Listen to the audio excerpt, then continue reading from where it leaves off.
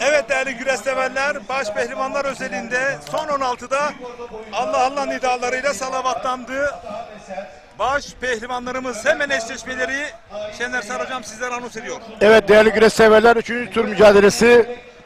16 kişi kaldı. Baş pehlivan evet Hamza Köseoğlu, Onur Balcı ile Hüseyin Gümüşalan, Seçkin Duman ile Ünal Karaman, Özkan Yılmaz ile Okan Yavaş, Yunus Emre Yaman ile Serdar Yıldırım, Cengizhan Şimşek ile Nedim Gürel, Salih Erinç ile Serhat Balcı, İsmail Koç ile Mustafa Taş, Enes Doğan ile mücadele edecek değerli güreş severler.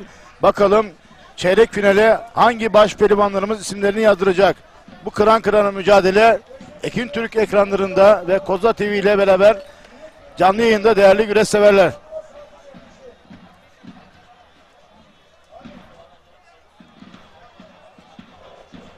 Kırkpınar'ın baş pehlivanlık finalisti Mustafa Taş ve lig güreşlerinin CV Enerji Yağlı Güreş Ligi'nin şampiyonu Enes Doğan mücadelesi. Tabii ki kıyasıya bir mücadele olacak. Yine Serhat Balcı, İsmail Koç, Nedim Gürel, Salih Erinç ve Serdar Yıldırım, Cengizhan Şimşek arasındaki mücadele yine çetin bir mücadele olacak ve baş altından baş pehlivanlığı yükselen Okan Yavaş ile Yunus Emre Yaman mücadelesi. Ünal Karaman, Özkan Yılmaz ve Hüseyin Gümüşalan, Seçkin Duman, Hamza Köseoğlu, Onur Balcı mücadelesi. Değerli güreş severler, baş pehlivanlık mücadelesi bu şekilde.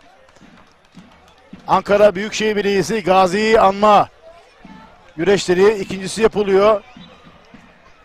Mansur Yavaş, Ankara Büyükşehir Belediye Başkanı himayelerinde Keçiören Bağlum Er Meydanı'nda baş pehlivanlar huzur peşrefinde değerli güreş severler. Ekranlarda Mustafa Taş, Kırkpınar'ın finalisti ve Hüseyin Gümüşalan, o da bir yarı finalist.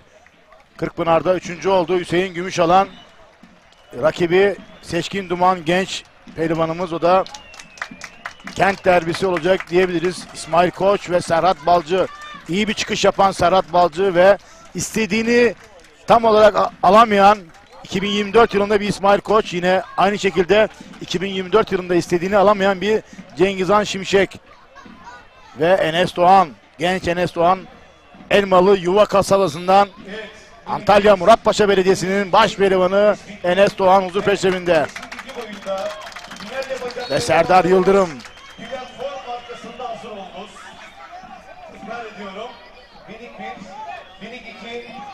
Çok şey vaat ediyor Enes Doğan. Hedefim diyor. Artık bundan sonra Kırkpınar'da altın kemeri almak en büyük hedefim o diyor. Enes Doğan lig güreşlerinde artık şampiyon oldu. Artık bundan sonraki hedefi Kırkpınar'da altın kemeri almak.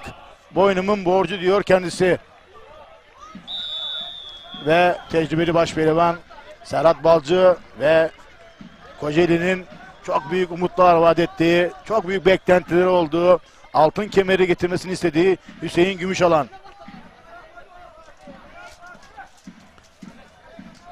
Sinop durağından Mustafa Taş, o da Antalya Büyükşehir Belediyesi'nin baş pehlivanı Mustafa Taş.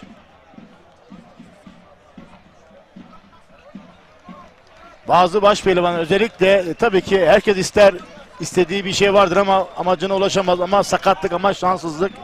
Tabii ki her baş pehlivanın gönlünde bir şey yatar. Şampiyonluk yapar, yatar, işte altın kemer yatar. Yani tabii ki sizin sergileyeceğiniz yıl içindeki performans sizi o seviyelere çıkartır.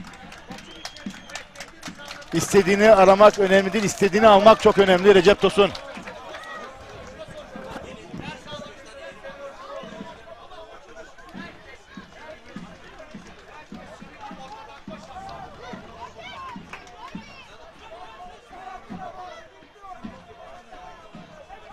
Evet, küçük orta, küçük boy. Sallıyorsunuz, sıraya geçin lütfen. Evet, küçük ortalar. Evet, Seçkin Duman, Kocaeli Büyükşehir Belediyesi'nin baş pehlivanı, rakibi Hüseyin Gümüşalan. Bakalım bu mücadele nasıl geçecek? İki kentli derbi mücadelesi. Evet, dörtlü ekranda hemen bölündü değerli güreş severler. Sol üst kadrajda Enes Doğan, Mustafa Taş. Sol alt kadrajda İsmail Koç, Serhat Balcı. Sağ alt kadrajda Günün kapışması Cengizhan Şimşek, Serdar Yıldırım. Sağ üst kadrajda Hüseyin Gümüşalan, Seçkin Duman. Bu da bu turun sert kapışması. Hadi bakalım, Allah derman versin. Yorumlarınızı alabiliriz değerli güreş severler. Koza TV, Ekin Türk TV, World Türk TV ve Nokta TV ortak canlı yayın ağında.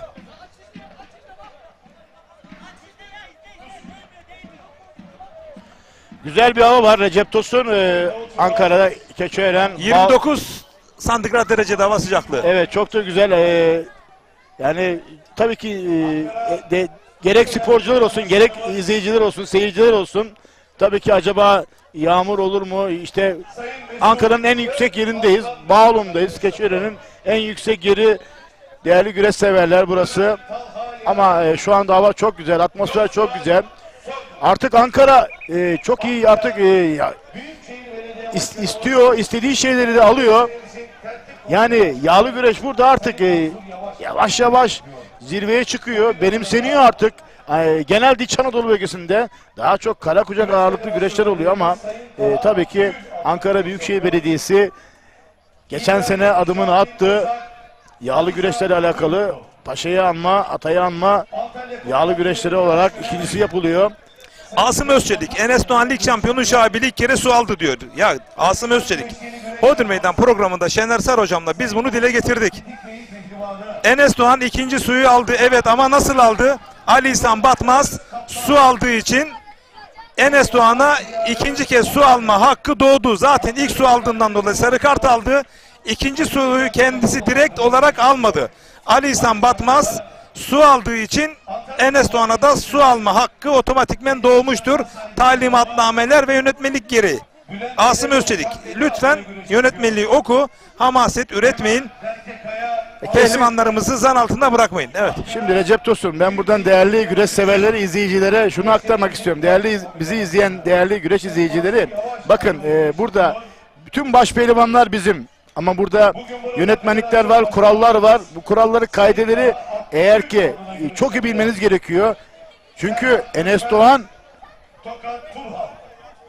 rakibi su aldığından dolayı ona öyle bir hak doğdu. Bu arada sol üst kadrajda tek daldı. Paça kazıktan havalandırmak istiyor Enes Doğan. Mustafa Taş toparlandı değerli güreş severler. Kıran kırana bir mücadele var. Çeyrek finale kalma mücadelesi.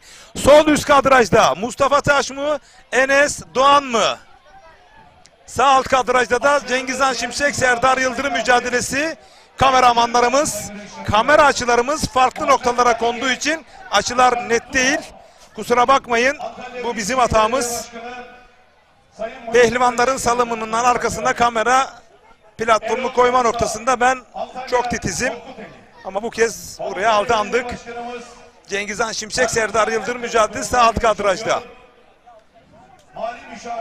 Şimdi Recep Tosun, bütün baş pehlivanlar bizim için ayrı, hepsinin de bir ayrı bir sevgisi var. Hepsi birbirinden ayıramayız. Dolayısıyla yani biz burada şu baş pehlivan şöyle oldu ya da bu baş pehlivan şu oldu diyemeyiz. Neden diyemeyiz? Çünkü ortada bir gerçek var ki, nedir gerçek? Bir başarı vardır. Bu başarıyı hiçbir zaman gölgelememek gerekiyor. Enes Doğan baş altında şampiyon olmuş, baş pehlivanına yükselmiş ve Kırkpınar'da çeyrek finale kalmış. Yıl içindeki organizasyonlar, yapmış olduğu başarılar ortadadır. Yani bunda başka türlü bir şeyler aramak yanlıştır. Burada ya, kural ve kaideler... Şöyle söylese, dese ki bu arkadaş şimdi kaydı mesajlardan dolayı, ya ikinci suyu aldı mı bizi bilgilendirir misin? Biz seni bilgilendirelim Asım Özçelik. Öyle lütfen hamaset üretmeyin. İkinci sarı kartı alması için burada izinsiz, evet. Müthiş tek daldı. Serhat Balcı ve İsmail Koç'u indirdi. Değerli güreş severler, bunu da burada belirtelim. Bu arada sol üst kadrajda künde pozisyonda Enes Doğan.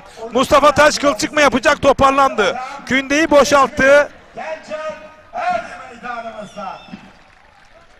Evet, yıllarca pehlivanlarımızda hocalıklar, ustalıklar, komutanlıklar devrimize... Cengizhan Şimşek sağ alt kadrajda Serdar Yıldırım'ı bastırdı.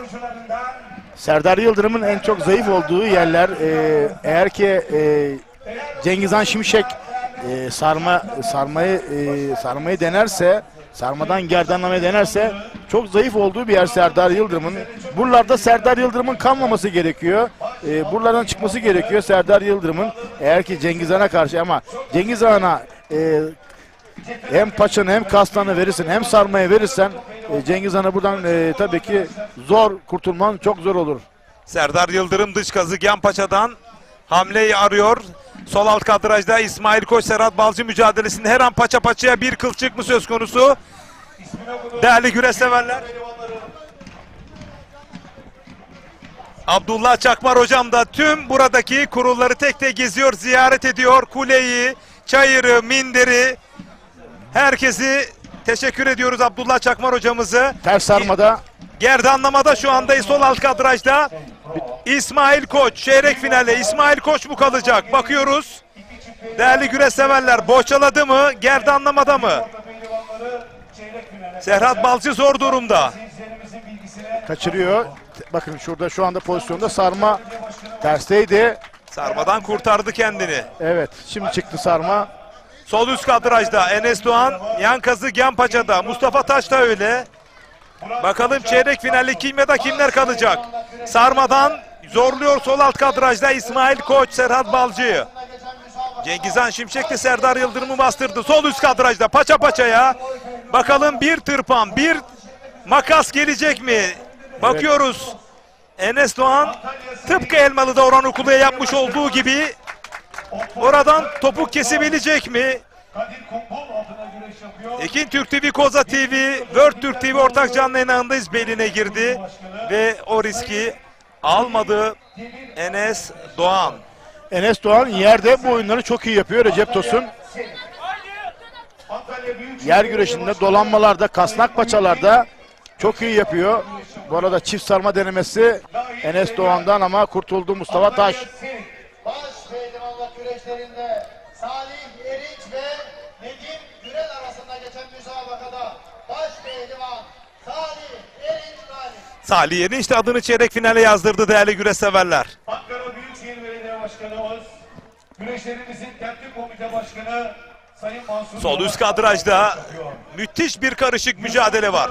Enes Doğan mı Mustafa Taş mı? Sağ üst kadrajda bir kas kanadı Hüseyin Gümüşalan'dan Seçkin Duman'a. Bir paça kazık diğer tarafta. Bakıyoruz. Paça kazıktan şakı buldu İsmail Koç.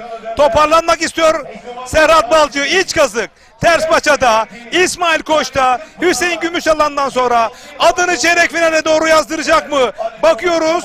Zorluyor. Direniyor Serhat Balcı. İsmail Koç butladı ve sırt aşağı yenerek adını o da çeyrek finale yazdırdı. Çok güzel bir oyun. İç kazı devam ettirdi, ısrar ettirdi ve ters paçayı da çok iyi aldı orada.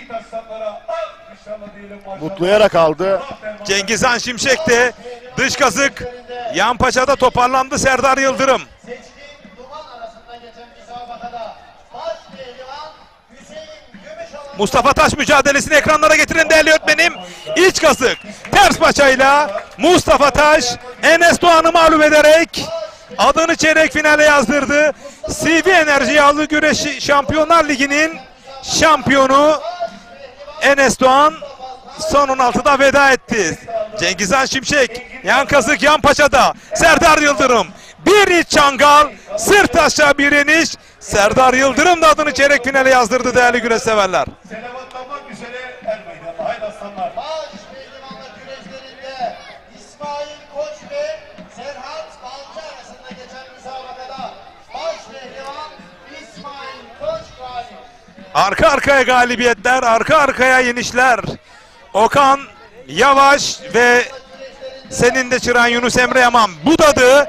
Her an açık düşürebilir, toparlandı. Müsabakada baş pehlivan Güzel bir güreş oluyor. Recep Tosun bu arada evet yapamadı. Bir kas kanadı açısı aradı ama yapamadı, evet. Yapamadı kas kanadını. Yunus Emre Yaman çok sağlam durdu. Okan Yavaş. Okan Yavaş da baş altından başa yükselen bir isim.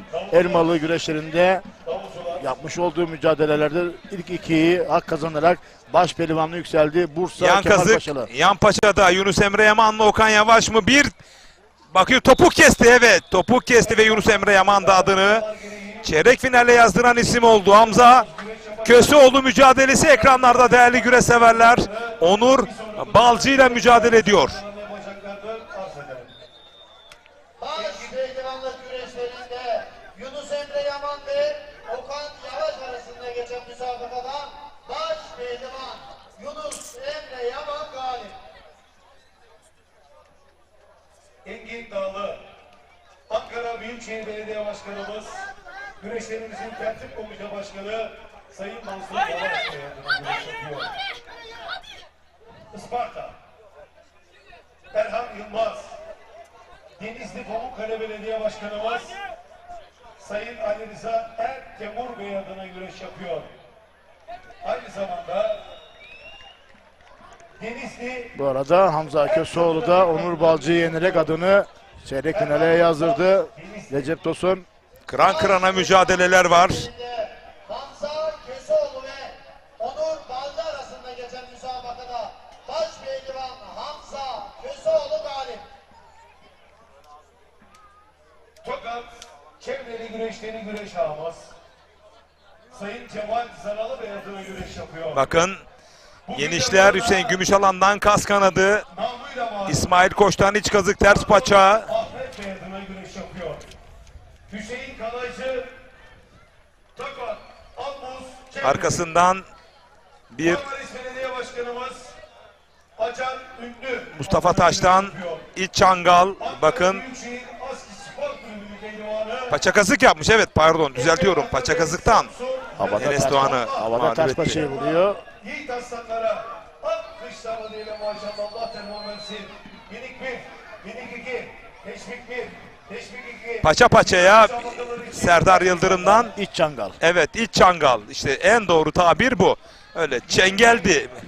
Kancaydı. Teşvik bir, teşvik iki. Burada da bir Kadar adına Yan kazıktan çektiriyorsun. burada payan da yaptırmış. Evet. Sayvanta denebilir. Üzerine çünkü ayaklarını atıyor. Evet, Sayvant'ta Ya, diyebiliriz ona. Evet. Çünkü bu oyunu en iyi yapanlardan bir tanesi hem ayak Hadi takmayı bakın kim? Ziya Ünlü. Heh, bravo, tebrik ediyorum. Buradan da paça kazıktan iç sarmaya doğru havada yönelmiş Hamza Köseoğlu. Onur Balcı'yı mağlup etti. Ve çeyrek finalistler belli oldu. Bir anons eder misin? Şener Sar. müsabakası yapacak olan pehlivanlar çok aceleler meydanda hazır olun. Evet, değerli güreş severler, çeyrek finaller belli oldu.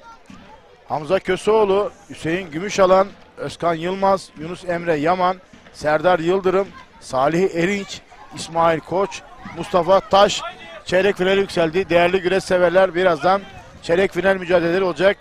Kıran kırana güreşler devam ediyor.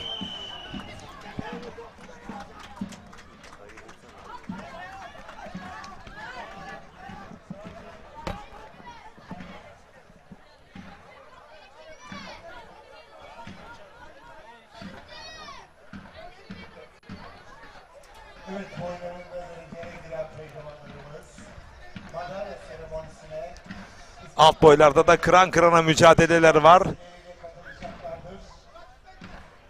Pehlivanlara selamlar. Yaklaşık 750 güreşçi bugün minikten başa kadar güreşen yiğitlerimiz Ankara Keçiören Bağlumer Meydanı'nda.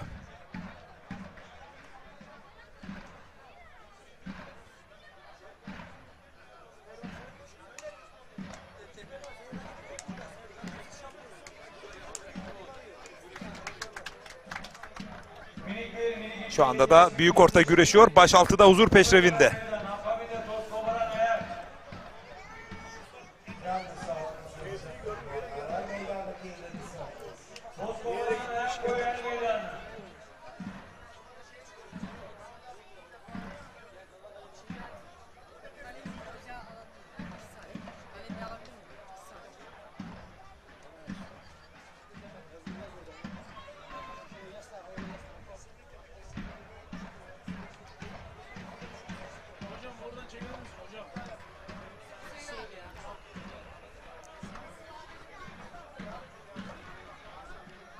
Evet, alt boylardaki mücadeleler şu anda ekranlarda.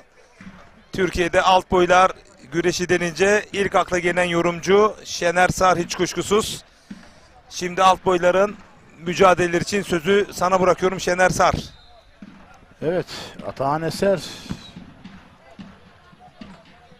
Erhan Yılmaz, Hüseyin Kalaycı ekranlarda, değerli güreş severler. Tabii ki Efe Atabey, Ankara Büyükşehir'in başaltına yükselen bir diğer ismi.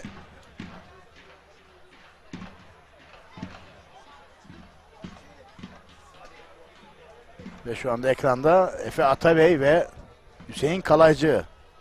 O da tecrübeli bir başaltı pehlivanı Hüseyin Kalaycı. Ekranın ön kadrajında. Rakip var mı diyor. Rakip. Süleyman sana bugün rakip yok. Evet Süleyman Şahin. Davutra. Yine alt boylarda bir puanlama güreşi. Değerli güreş severler. Severler. Süleyman Şahin kendine rakip arıyor. Bugün ona rakip yok. Bir alkış yapalım Süleyman Şahin'e. Medeni cesaretinden, yiğitliğinden, cengaverliğinden. Ankara'da Keçiören Bağlum'da yağlı güreş heyecanı tüm hızıyla devam ediyor. Alt boylar mücadelesi.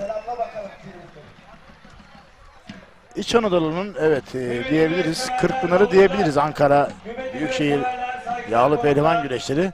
Bugün 64 baş pehlivan bağladı. Bağlum Er Meydanı'nda değerli güreş severler. Bunu da ayrıca belirtelim. İnşaat Anonim Şirket sahibi Sayın Recep Aksoy adına güreşiyor. Alperen Aslan Çorum Osmancık. Şabanözü Belediye Başkanımız Sayın Faik Evet, bir numaralı hakemimiz Kırkpınar Meydan Başhakemi Kahraman Şişman. Şabanözü Sevk ve idare ediyor ve meydan çayır hakemlerini yönlendiriyor. Kuşkusuz Kahraman Şişman da eski milli güreşçi kendisi İzmir bölgesinden aslen Erzurumlu Kahraman Şişman. final müsabakasını O da kendini çok iyi geliştirdi. Yağlı güreş için Türkiye Geleneksel Güreşler Federasyonu'nun için çok büyük bir kazanç. Değerli güreş severler. Aynı zamanda tabii ki kulede de değerli isimlerimiz var. Servet Yıldız olsun, işte Hasan Tuna olsun, Kenan Şimşek olsun. Çok değerli önemli isimler var. MHK Başkanımız Şükrü Kazan. Türkiye Geleneksel Güreşler Federasyonu Başkanımız Sayın İbrahim Türkiş titiz çalışmalarıyla oluşturulan bir ekip.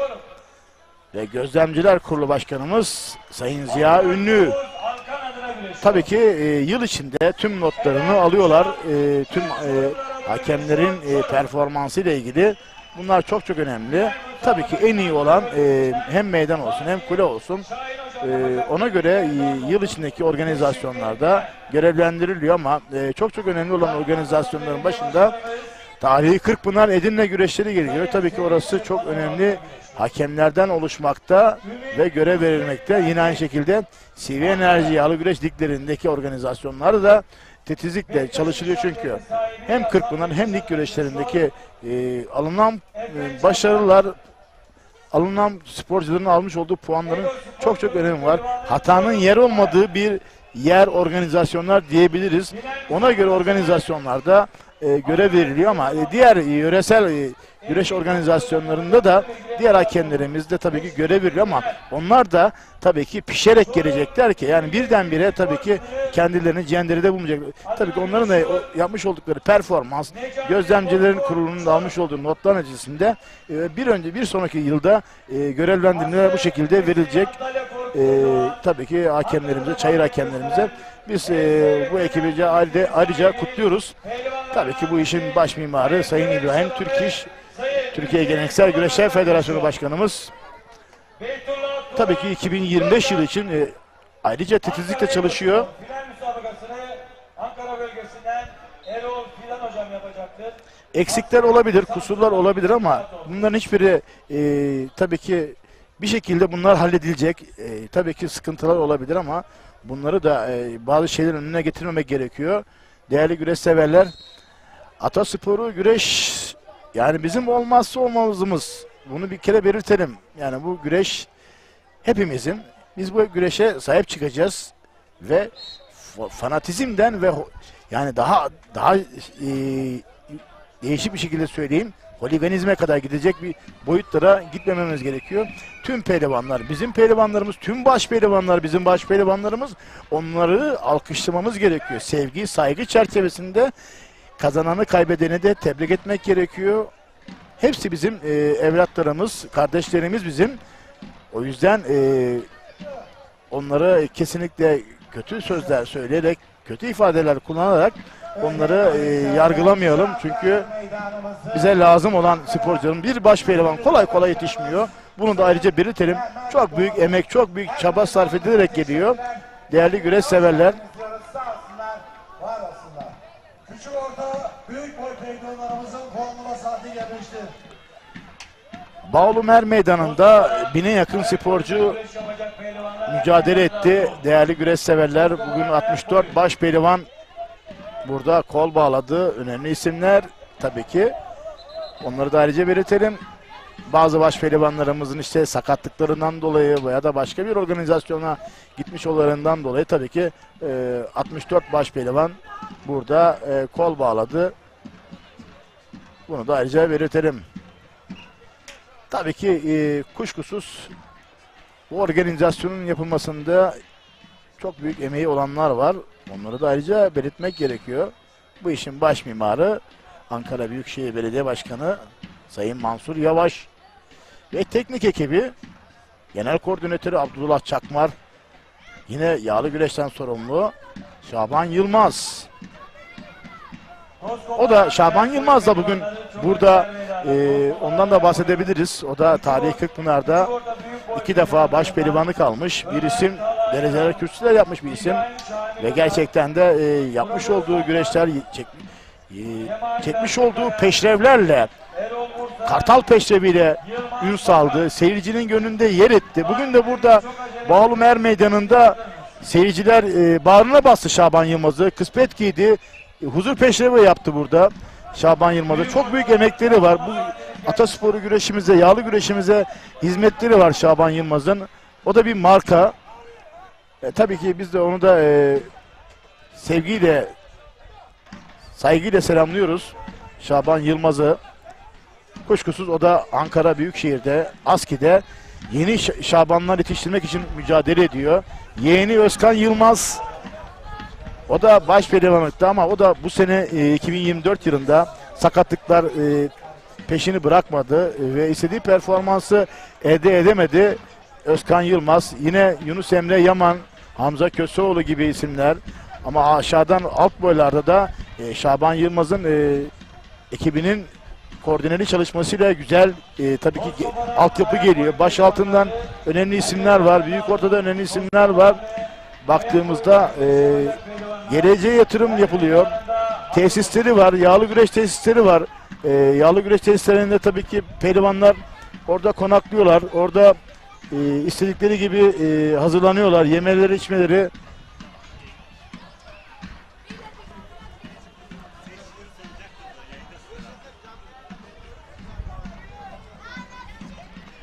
Çok büyük hizmetleri var. Bunu da belirtelim. Ankara Büyükşehir Belediyesi yağlı güreşe çok önem veriyor. Bağlumer Meydanı ikinci defa pehlivanlara sahne alıyor. Daha önce Karakucak, Taha Akgül onuruna yapılan Keçiören Belediyesi Karakucak güreşleri yapıldı ilki. Bugün de burada yine Ankara Büyükşehir Belediyesi ataya saygı, paşaya saygı onuruna ikincisi yapılıyor. Yağlı pehlivan güreşleri Ankara Büyükşehir Belediyesi'nin Mansur Yavaş himayelerinde bu organizasyon yapılıyor. Bu tür organizasyonlar güreşin gelişmesi, güreşlerin yetişmesi bakımından, güreşin yağlı güreşin yaygınlaştırılması açısından çok önem arz ediyor. Bu arada da baş pehlivanların çeyrek final kuralları da çekiliyor. Alt boylarda kıran kırana mücadeleleri sahne alırken baş pehlivanların kura çekimleri de ekrana gelecek değerli güreş severler. Evet, burada da alt boyda güzel bir yeniş geldi. Değerli güreş severler, Ankara bölgesinin sporcuları kıyasla bir mücadele verdi. Yine güreş sahasının tam ortasında Erhan Yılmaz. Erhan Yılmaz da iyi bir galibiyet aldı. Tam ortada. Genel Sekreterimiz, Türkiye Geleneksel Bu da Güreşler güzel bir Federasyonu galibiyet aldı. Ekran dışında, evet şu anda ekranda değerli güreş severler. Denizli bölgesinin başaltı pehlivanı Erhan Yılmaz. Pehlivanlarımızın çeyrekler, diğer çekimlerin nezaret etmesi, her meydana davet arz ediyoruz.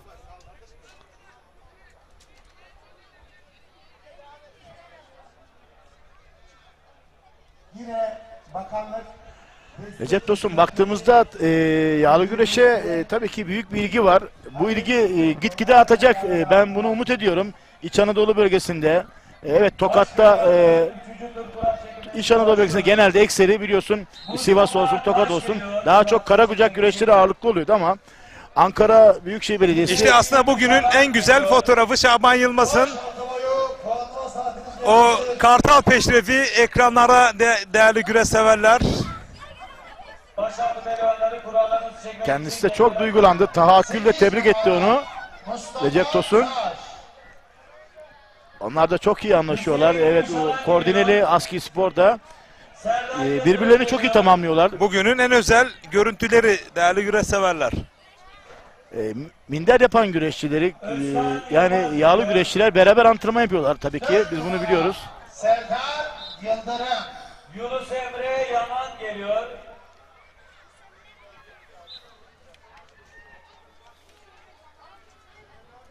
Beş numara Özkan Yılmaz. Hamza Köseoğlu geliyor. 6 numara Yunus Emre Yaman. İsmail Koç geliyor. Evet, kurallar çekiliyor bir yandan da.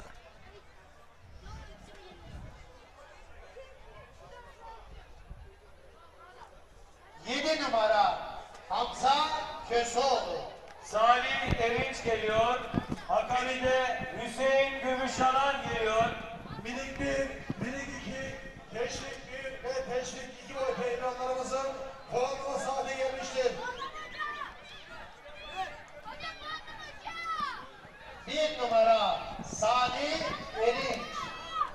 İsmail Koç geliyor. Baş pehlivan İsmail Koç. Baş pehlivan Hüseyin Gümüşalan. Lütfen kurallarınızı çekmek için her meydanda. Hüseyin Gümüşalan, İsmail Koç.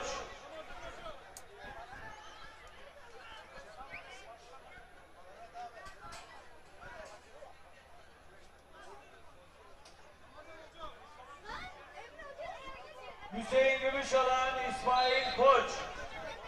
Değerli baş pehlivanlarımız, lütfen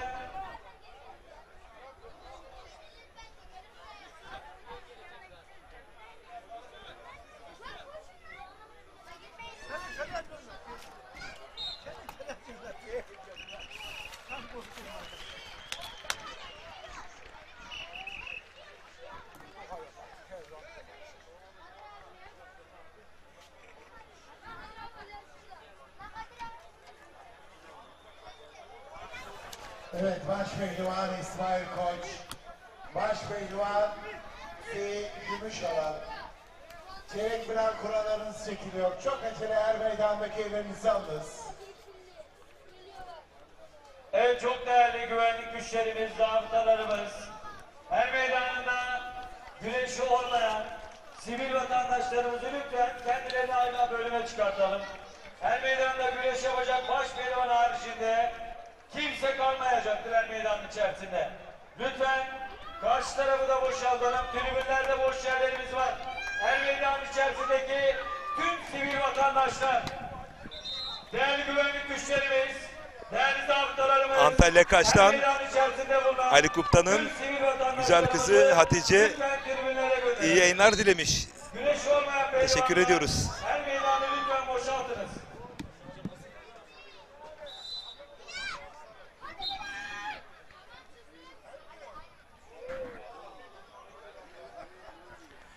Evet, bu arada kura çekimi devam ediyor ve İsmail Koç, Hüseyin Gümüşalan bekleniyor kura çekimi için. İsmail Koç, Hüseyin Gümüşalan.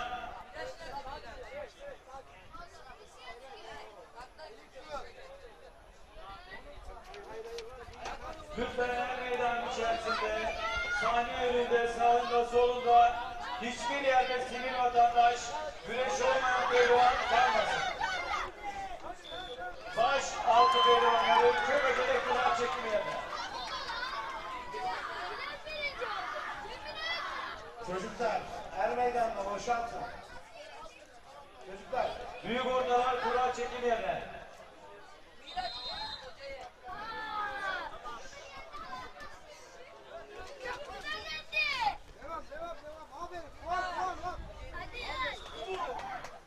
Baş pehlivan İsmail Koç. Baş pehlivan Hüseyin Gümüşalan. Evet, alt boylarda tabii ki çok önemli. Onlar da çok büyük emek harcıyorlar.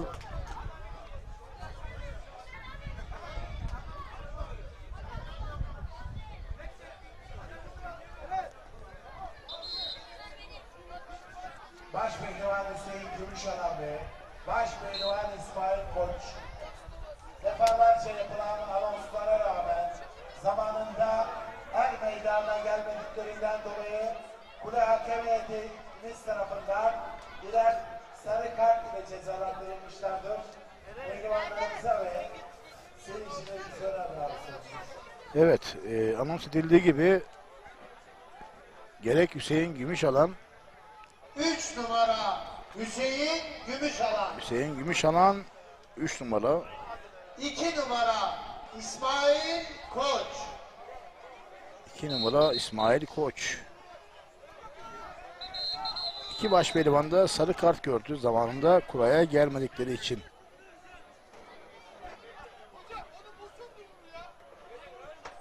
Baş pehlivanlar hemen her meydanda yerlerimizi alalım. Baş pehlivanlar, hadi aslanlar. Baş pehlivanlar Koç Yiğitler. Çeyrek final müsabakası için lütfen her meydanda yerlerimizi alalım. Baş pehlivanlarımızın çeyrek final müsabakası eşleşmelerini anons ediyorum. Salih Eviç, İsmail Koç ile Hüseyin Evet, Gümüşalan, eşleşmeleri de şimdi Şener Sar hocam anons edecek. Yunus Emre Yaman ile Hamza Köseoğlu, Mustafa Taş ile. Evet değerli güreş severler, baş pehlivanlık Gelin böyle. çeyrek final mücadelesi eşleşmeleri Salih Erinç, İsmail Koç ile Hüseyin Gümüşalan, Serdar Yıldırım, Özkan Yılmaz, Yunus Emre Yaman, Hamza Köseoğlu ve Mustafa Taş ile çeyrek final mücadelesi eşleşmeleri bu şekilde değerli güreş severler. Çeyrek final müsabakalarını yapacaklar. Salavatlanma öncesi baş pehlivanlarımıza şöyle kuvvetli bir moral alkış istiyorum.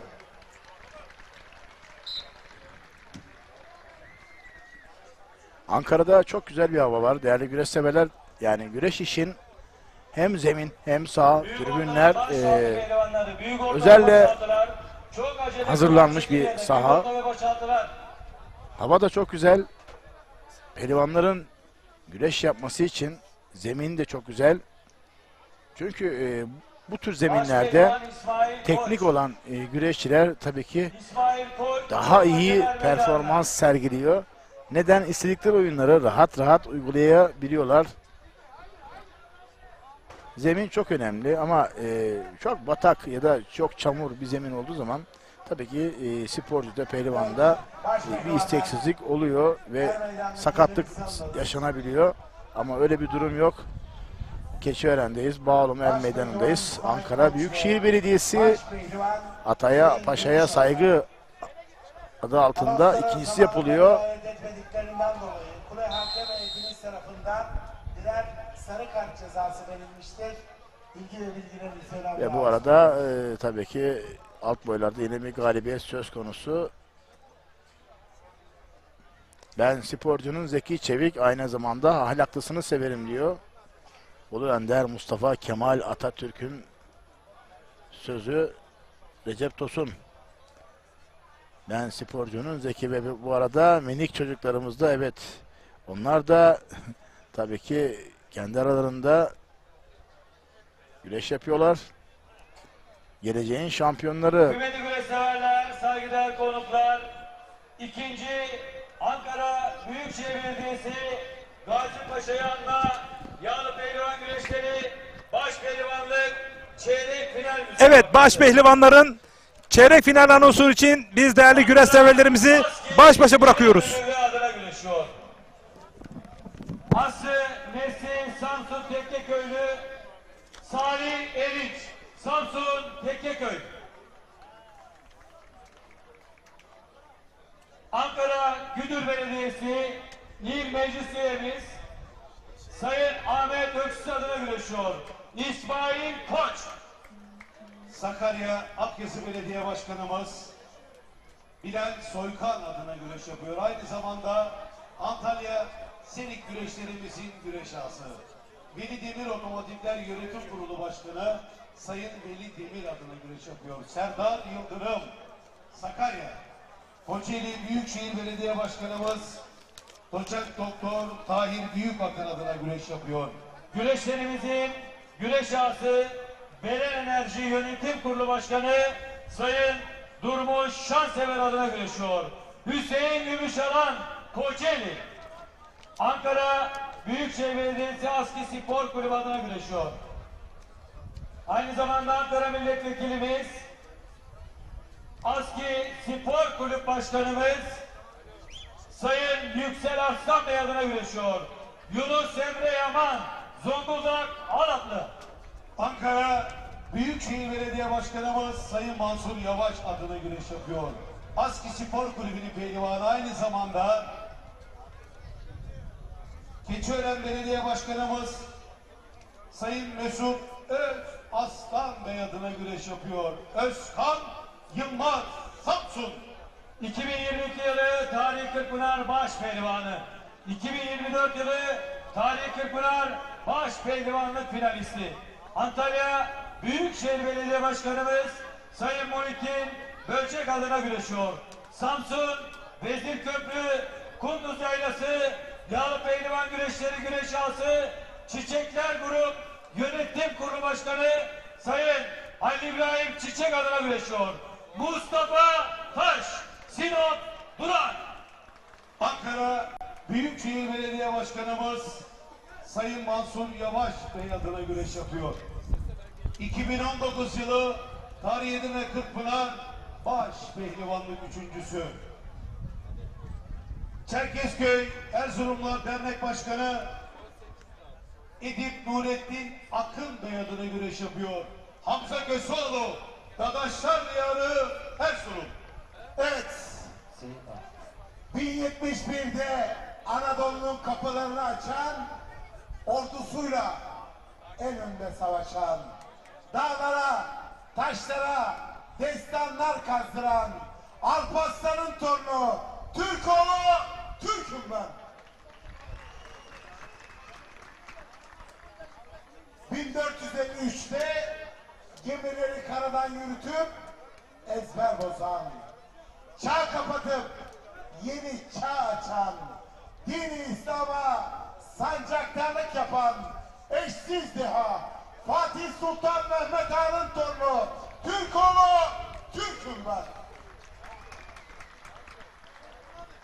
19 Mayıs 1919'da İstiklal'in ateşini Samsun'da yakan, düşmanı toplayıp İzmir'de denize atan, Türkiye Cumhuriyeti'ni kurup Anıtkabir'de yatan o büyük insan Gazi Mustafa Kemal Atatürk'ün torunu Türkoğlu Türk'üm ben. Allah Allah, İllallah, Muhammedur Resulullah. Hadi bu Aziz seyircim, baş pehlivanlarımızı hep beraber dualarla alkışlarla diyelim maşallah. Hadi aslanlar, Allah derman versin.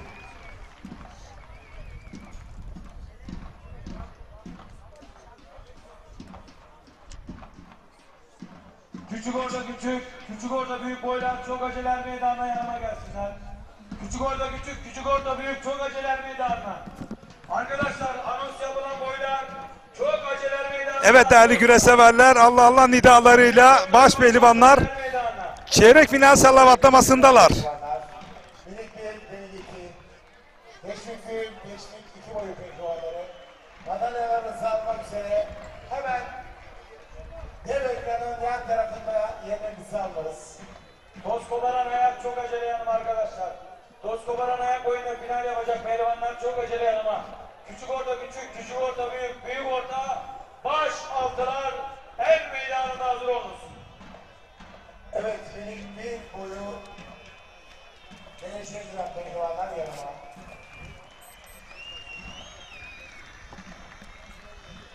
Bakalım yarı finale kim ya da kimler kalacak? Evet, baş pehlivanlıkta çeyrek final mücadelesi. Ekranlarda İsmail Koç. Evet, o da 2024 yılında istediğini elde edemeyen bir baş pehlivanımız. Evet, benim bir boyunda Hüseyin Gümüşalan, Özkan Yılmaz. Hüseyin Gümüşalan Serdar Yıldırım'la mücadele edecek. bir boyu Bakalım nasıl bir mücadele olacak değerli güreş severler. Ve Salih Erinç, Ankara Büyükşehir Aski Spor Kulübü sporcusu. Ve Mustafa Taş. 2024 yılı Kırkpınar Baş Pehlivanlık ikincisi Antalya Büyükşehir Belediyesi'nin pehlivanı Mustafa Taş. Bu sene evet Taşlar Er Meydanı'nda isim yaptı, damga vurdular. Kardeşi Yusuf İslam Taş, yine amcasının oğlu Erkan Taş. Erkan Taş da baş pehlivanlığa yükseldi. Ve taş gibi geliyorlar. Bakalım önümüzdeki yıl 2025 yılında Kırkpınar'da istedikleri, arzuladıkları altın kemeri uzanabilecekler mi? İsmail Koç bir ay öncesi bir sakatlığı vardı, bir ameliyat oldu. Tekrar hızlı bir şekilde döndü İsmail Koç ve Hüseyin Gümüşalan. Kocaeli Büyükşehir Kağıt Spor Kulübü'nün baş pehlivanı Tahir Büyükakın'ın göz bebeği Hüseyin Gümüşalan ve Özkan Yılmaz, o da Ankara Büyükşehir Belediyesi'nin baş pehlivanı. Bu arada Çanakkale Lapseki Adatepe köyünde ekran karşısında bizleri izleyen Tevfik Zengin, Ramazan Başar, Saadettin Erkan abimiz iyi yayınlar diliyor. Selamlar yolluyor. Teşekkür ediyoruz. Çok değerli Büyükşehir Belediye Başkanımız Sayın Evet, Özkan Yılmaz, o da Ankara Büyükşehir'in Aski'nin umudu diyebiliriz. Çünkü artık Şaban Yılmazlar artık bıraktılar güreşi ekranlarda. Salih Erinç, o da çok büyük sakatlıklar atlattı. O da milli güreşi. Kırkpınar'da kürsüleri var Salih Erinç'in. Ama bir türlü eski performans düzeyine bir türlü toparlayamadı kendisini. Bugün burada çeyrek finalde rakibi İsmail Koç. Kıymetli güreş severler, toz koparan boyu Hüseyin Gümüşalan. Bakalım burada yarı finale kimler kalacak? Hangi baş pehlivanlar kalacak? Değerli güreş severler, artık 2024 yılı, artık organizasyonlar yavaş yavaş azalıyor. Sezonun son güreşi tabii ki nerede olacak? Çorum Kargı'da, Kargı Er Meydanı'nda. Biliyorsunuz artık son final güreşi Kargı'da yapılıyor. Ama yağlı güreşlerimiz, lig güreşleri bitti. Artık şampiyonu da belli, Enes Doğan oldu. Diğer mahalli güreşler var. Onlar organizasyonları var. Önümüzdeki haftalarda İstanbul Büyükşehir Belediyesi'nin Maltepe'de yine büyük bir organizasyonu var. Kocaeli Derince Taşköprüler güreşleri var. Manisa Yunus Emre Belediyesi'nin güreşleri var. Antalya Aksu güreşler olacak yine orada Aksu'da. Ama artık yavaş yavaş organizasyonların artık sonları diyebiliriz. Yani bir aylık bir süreç kaldı. Ama son dediğimiz gibi son kapanış güreşi de Çorum Kargı'da oluyor. Ve bu arada güreşler başladı değerli güreş severler. Ekranın sol üst köşesinde Salih Erinç, İsmail Koç ve sol alt köşesinde Özkan Yılmaz ve Yunus Emre Yaman. İkisi de Ankara Büyükşehir Aski'nin sporcusu. Özkan Yılmaz aslen Samsunlu. Antalya Yunus Emre Büyükşehir Yaman, Belediye Zonguldak Başkanımız Alaplılı. Sayın Muhittin Böcek adına Hüseyin güreşiyor. Gümüşalan, Serdar Yıldırım ekranın sağ üst köşesinde. Ankara'da faaliyet gösteren Hüseyin Gümüşalan, Kocaeli Büyükşehir Belediyesi'nin baş pehlivanı Aslan Karamüselli. İnşaat Serdar Yıldırım, Mühendisi Sayın Akif Ciğer adına Sakarya güreşiyor. Akyazı Karapürçekli Serdar Yıldırım. Antalya Korkut Ve Dadaşlar Diyarı'ndan ekranın sağ alt köşesinde Hamza Köseoğlu, Erzurumlu ama Ankara Büyükşehir Askeri Sporcusu. Rakibi Mustafa Taş, o da Sinop Durağan'dan, o da Antalya Büyükşehir Belediyesi'nin Sayın Muhittin Böcek'in gözbebeği Mustafa Taş. Aynı zamanda Sayın Güreşlerimiz başladı değerli güreş severler. Bakalım erken bir yeniş söz konusu olabilir mi? Nasıl olacak? Hep beraber göreceğiz. Sayın Necati Topaloğlu adına güreşiyor. Aynı zamanda Dede İnşaat'ın sahibi Antalya Varsak'ta faaliyet gösteren Uçar Dede ve Bülent Dede adına güreşiyor. Kemal Berkekaya, Antalya Kemer. Ankara Büyükşehir Belediye Başkanımız güreşlerimizin Yan paçada bir yakaladı, evet, Hüseyin Gümüşalan. Mansur Yavaş adına güreşiyor. Bakalım yan kazıkta dolanacak, bastırabilecek mi? Buradan bir oyun denemesi, bir künde denemesi olmadı. Beline girdi. Erken yeniş olabilir mi dedim. Her an olabilir Hüseyin Gümüşalan açısından. Serdar Yıldırım'ı bastırdı.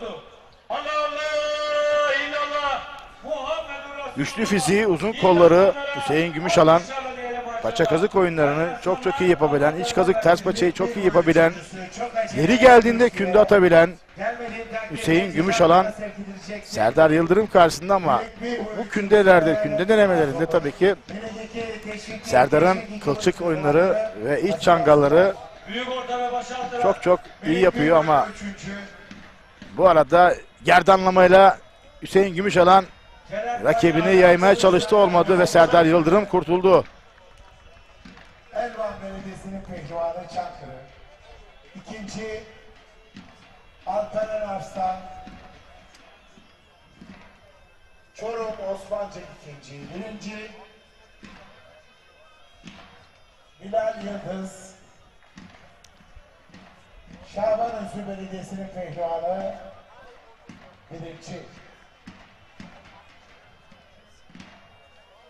Yine Özkan Yılmaz, Yunus Emre Yaman ekranın sol alt köşesinde. Severler, büyük ortada yarı final baş Fizik olarak gerek olsun yapmış oldukları güreş stilleri birbirlerine yakın iki baş pehlivanımız. Bu arada Hüseyin Gümüşalan her an orada bir yeniş olabilir. Çeyrek final müsabakası yapacak olan pehlivanlar er meydanı. Minik bir boy üçüncüsü. Her an karışabilir orada baş pehlivanlarımız. Evet.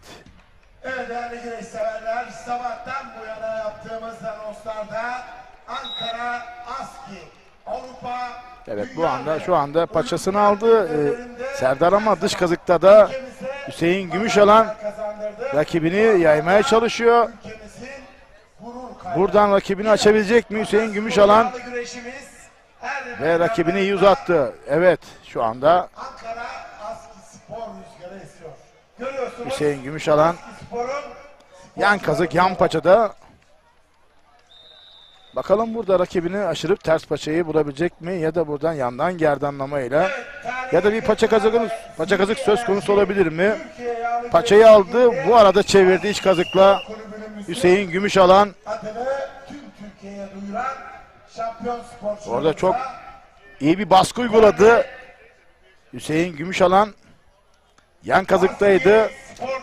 Paça kazık kaldıracak mı dedik ama kaldırmadı. O arada ters paçayı buldu ve iç kazıkla beraber oyunu tamamladı. Hüseyin Gümüşalan adını yarı finale yazdırdı.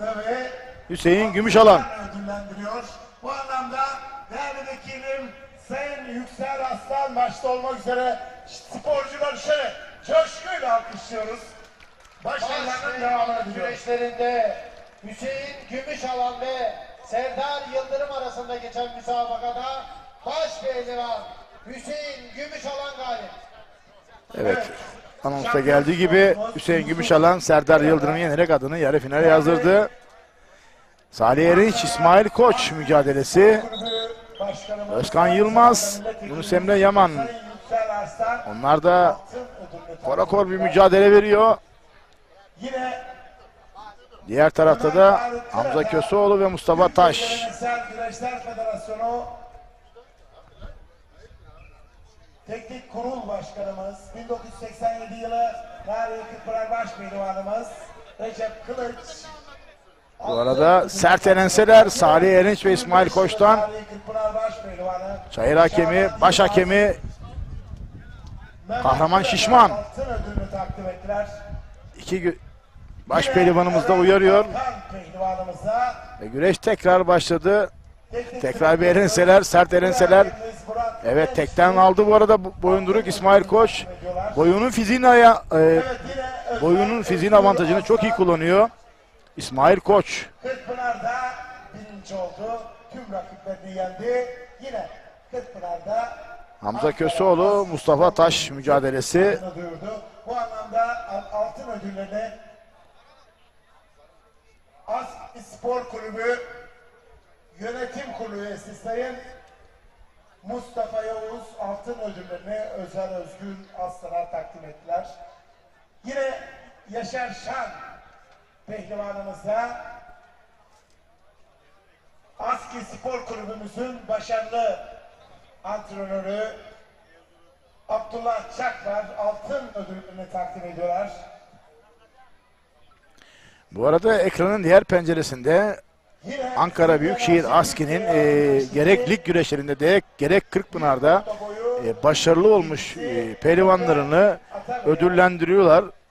Hem antrenörleri hem hocaları. antrenörümüz Dündar Şan altın ödüllerini takdim ediyorlar. Çok güzel bir örnek tabii ki. İsmail Sait Yani Işıklı, başarılı olan pehlivanın, sporcunun hakkını vereceksin. üçüncüsü İsmail Ankara Sait Büyükşehir Işıklı, ASKİ Spor Kulübü bunu da çok iyi yapıyor. Ekranın sağ üst karesinde değerli güreş severler, ödüllerini takdim ediyorlar. geleceğin baş pehlivanları, belki bunlardan bir tanesi yakın zamanda çıkacak. Kulüp müdürümüz Sayın Derviş Akdoğan altın ödüllerini takdim ediyorlar. Yine 2024 yılı tarihi Kırkpınar Deste Büyük Boy birincisi. Tabii ki yine başlarında Şaban Yılmaz var. O da tabii ki koordine ediyor. Çünkü onların koordinatörü, yağlı güreşin koordinatörü, tek sorumlusu. Yağlı güreş ona emanet Ankara Büyükşehir ASKİ'de. Ve Ankara Büyükşehir ASKİ ailesi başarılı olan pehlivanlarıyla beraber hatıra fotoğrafı çektiriyor ve tüm sporcularına ödüllerini verdiler. Tabii ki biz bu görüntüyü, bu güzel kareyi diğer belediyelerde, diğer kulüplerde de tabii ki görmek isteriz. Başarılı olan sporcularının hakkını veriyorlar. Gördüğünüz gibi ekranlarınızda Ankara Büyükşehir ASKİ Spor Kulübü. Sağlık görevlisi her meydana. Evet, Şener Sar, Hüseyin Gümüşalan'dan sonra bakalım. Büyük orta, çeyrek Yarı final. finalistler kimler olacak? Salih Erinç mi, İsmail Koç mu, Özkan Yılmaz mı, Yunus Emre Yaman mı, Hamza Köseoğlu mu yoksa Mustafa Taş mı olacak? Antalya, Daha doğrusu bugünkü baş pehlivanına bakalım kim uzanacak? İsa Yıldırım adına güreşiyor. Soru bu değerli güreş severler. Borucu, Evet, Recep Tosun burada Antalya, Aksu. İsmail Koç ve Salih Erinç arasındaki mücadelede Sayın sert Fethullah mücadele Gülen oldu. adına güreşiyor. elenseler sert, karşılıklı elenseler birbirlerine karşı. Güneşlerin Recep Tosun. Komite Başkanı, Ankara Büyükşehir Belediye Başkanımız. Özkan Yılmaz, Yunus Emre Yaman, ikisi de aynı takım, aynı kulübün sporcusu ama ikisi de birbirini çok iyi tanıyor. Amasya Belda. Çok iyi tanıyor. Ankara Kahraman Belediye Başkanımız Sayın Avukat Selim Çırpanoğlu adına güreşiyor. Murat Duman, Tokat Reşadiye. Ankara Büyükşehir Belediye Başkanımız Sayın Mansur Yavaş adına güreşiyor. Aynı zamanda Bunu da ayrıca belirtelim. Feza Soğutmaları'nın sahibi Evet. değerli büyüğümüz Türkiye Güreşi'nin Kocaüstü lakaplı baş pehlivan Hüseyin Gümüşalan, Kocaeli Büyükşehir Belediyesi baş pehlivanı ilk yarı finalist olarak Ankara Büyükşehir Belediye Başkanı adını yazdırdı. Sayın Mansur Yavaş adına güreşiyor. Ankara Gazi'yi anma etkinlikleri çerçevesinde tertip edilen Yüksel Arslan Pehlivanı yağlı pehlivan güreşlerinde Faruk Kırat, Amasya Verda. Rıza Sayın Rıza Kayaalp adına güreşiyor. Aynı zamanda Kunduz Güreşleri güreşçimiz, altın kemerli güreş ağası, Çiçekler Grup Yönetim Kurulu Başkanı Sayın Halil İbrahim Çiçek adına güreşiyor. Doğan Yılmaz, Ankara. Murat Gonca. Evet, minik bir boyu pehlivanları. Allah, illallah, Muhammedur Resulullah. Büyük orta pehlivanlarımıza alkışlarla diyelim maşallah. Hadi aslanlar, Allah derman versin. Toz koparan boyu pehlivanlarımızın puanlama saati gelmiştir. Murat Gonca. Dört Türk TV, Ekin Türk, Koza TV, TV ortak. Canlı yayınındayız değerli güreş severler. Çeyrek final kapışmalarını izliyorsunuz. Yarı finale bakalım kim yedek kimler kalacak. Hüseyin Gümüşalan'dan sonra bu arada küçük orta büyük boy ve büyük ortanın da salavatlamaları yapıldı. Değerli güreş severler. Evet, Sayın Cemal Kamarı. Şu anda ekranlarda baş pehlivanlık çeyrek final mücadelesi yarı finale kalacak. 3 isim daha belli olacak. Birazdan bunlar kim olacak? Hep beraber göreceğiz. Hüseyin Gümüşalan Serdar Yıldırım'ı yenerek adını yarı finale yazdırdı. Ankara Keçiören Bağolum Er Meydanı'nda Ankara Büyükşehir Belediyesi'nin organize etmiş olduğu Atay'ı anma güreşinde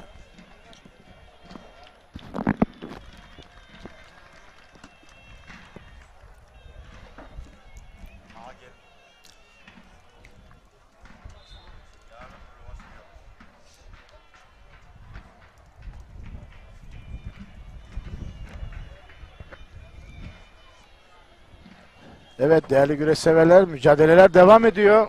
Baş pehlivanlık güreşinde ve İsmail Koç Salih Erinç'i bastırdı. Bakalım burada nasıl bir teknik uygulayacak İsmail Koç?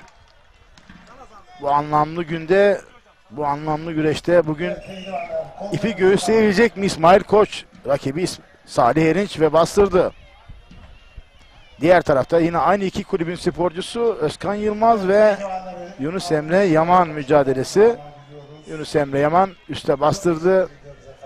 Ekranın sağ alt kadrajında da Hamza Köseoğlu ve Mustafa Taş. Tabii ki baktığımızda Mustafa Taş da Sinop, Ankara'ya tabii ki yakın. O da burada da hemşerileri var. Tabii ki şeyleri var ama Öyle diyelim ama Ankara'ya yakın değil. yani şu var. O da isteyecek tabii ki baş pehlivanlık. Tabii ki. Kıran kırana bir mücadele olacak burada. Burada oldukça Karadenizli güreş severlerin yoğun olduğunu gözlemledik yani. O anlamda söylüyorum Evet. zaten Recep Tosun. Karadeniz kökenli seyircilerin yoğun olduğu bir yerdeyiz. Ve burada iki mücadele kıran kırana geçecek ve bakalım ipi kim göğüsleyecek. Hani şunu diyoruz bazı şimdi önemli olan şu.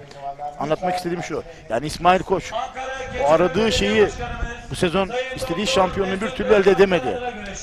Onu demek istiyorum. Sakatlığından yeni çıktı. Tokat, Ankara Büyükşehir Belediye Başkanımız, güreşlerimizin tertip ve komite başkanı Sayın Mansur. Bakalım burada nasıl bir sonuç alacak. Hem İsmail Koç hem Mustafa Taş ama bir diğer tarafta da Özkan Yılmaz, Yunus Emre Yaman var. Evet. Yani burada da gençler var, çıkış yapan gençler var. Burada gençler nasıl bir performans sergileyecek ama korakor bir mücadele var Recep Tosun. Hem Özkan Yılmaz hem Yunus Emre Yaman arasında, hem İsmail Koç hem Salih Erinç arasında.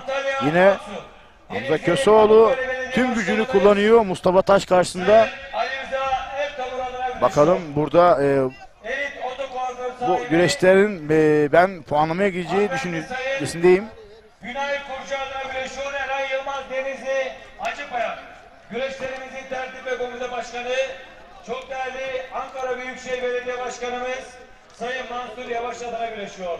Aski Spor Kulübü pehlivanı Efe Atabey Samsun. Karamürsel Belediye Başkanımız Sayın Ahmet Çalık adına güreşiyor. Yine bugün burada Antalya, Kepez ve Dokuma ve Kütükçü'de faaliyet gösteren Can Yuva ve Özel Kepes Keşif. Bu arada Okulların sahibi İsmail Koç kardeşim sarmayı Sayın çok iyi aldı. adına güreşiyor. Bakalım buradan gerdanlayabilecek mi Salih Erinci? Recep Tosun sarma krede İsmail Koç. Kulübünün pehlivanı. Gerdanlamayla Ankara bakalım. Büyükşehir Belediye Başkanı Salih Erinç kurtarmaya çalışıyor ama sarmayı, ama öyle bir kenetledi ki İsmail Koç. Öyle sardı ki, sarmaladı ki buradan gerdanlamayla bakalım. Hasan Temizli. Salih Erinci, evet, ve gerdanlamanın sonucunda Salih İsmail Koç rakibi Salih Erinci yenerek adını Başaltı pehlivanı. yarı finale yazdırıyor İsmail Koç. Maşallah. Evet. Aslanlar, Allah Ne demiştik? İsmail Koç Testi küçük, testi orta. hızlı yükselişini devam ettiriyor. Bu arada Özkan Yılmaz Bölgeler meydanında. Davulcular. Yunus Emre Yaman'ı bastırdı. Değerli güreş severler, yan kazıkta 662. tarih kırklı. bakalım burada sonuç ne olacak? Ahmet Kay. Yunus Emre Yaman mı, Özkan Yılmaz mı, Yine bugün burada. Hamza Köseoğlu mu, Mustafa Taş mı değerli güreş severler? Yılmaz Kalyoncu. Çorum Oğuzlar. Baş pehlivanlık güreşlerinde İsmail Koç ve Salih Eriç arasında geçen müsabakada baş pehlivan İsmail Koç galip. Sakarya Karabükçek Belediye Başkanımız Sayın Mehmet Murat Çorumlu adına güreşiyor. Mustafa Çelik Hoca'nın çırağı. İsmail Koç adını Evet. yarı finale yazdırdı Recep Tosun. Ankara bölgesinden. Çok Hüseyin iyi Gümüşalan'dan sonra. Evet. Hocam yapacaktı. Kırklar Eylül Öbürgaz. Testi orta Pinay. İki mücadele kaldı. Kemal Yiğit. Özkan Yılmaz, Yunus Emre Yaman. Kulüp adına güreşiyor. Ekranlarda bir diğer güreşimiz Mustafa Taş, Hamza Köseoğlu. Pehlivanı Kocaeli İzmir. Çam birinci. Ekranın sağında Sen madalyaları Mustafa Taş, Hamza Köseoğlu. Ekranın solunda Özkan Yılmaz, Yunus Emre Yaman.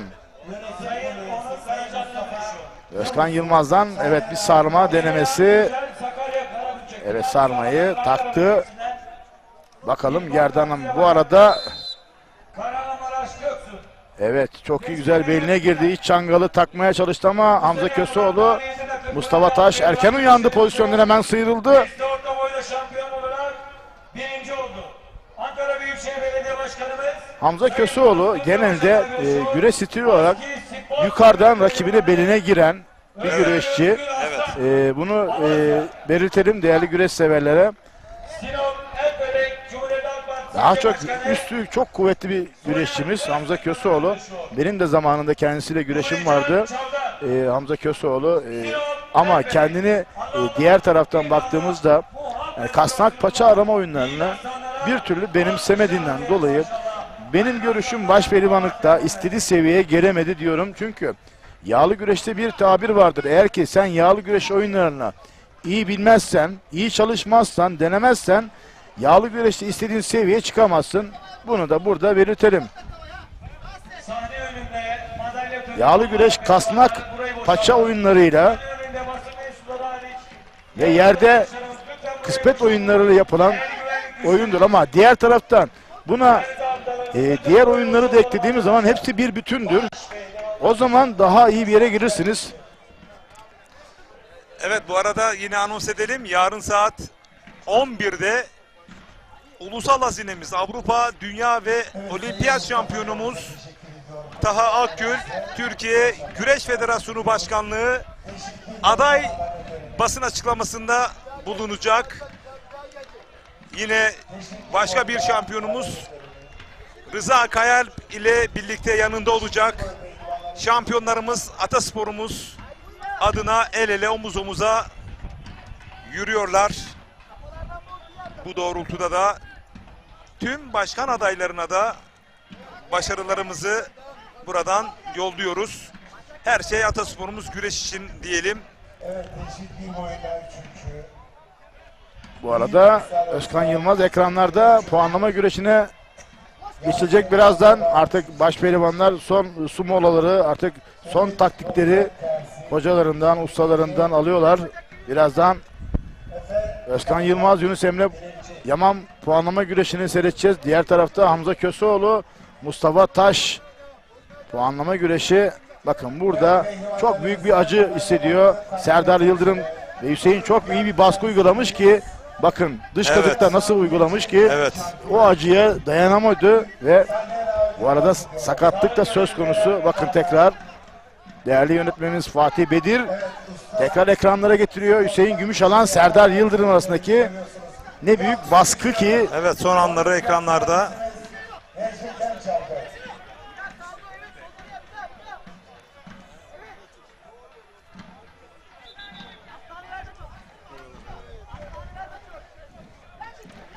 Evet, teşvik iki boyu pehlivanları hazırlansınlar. Bakalım Özkan Yılmaz mı yoksa Yunus Emre Yaman mı?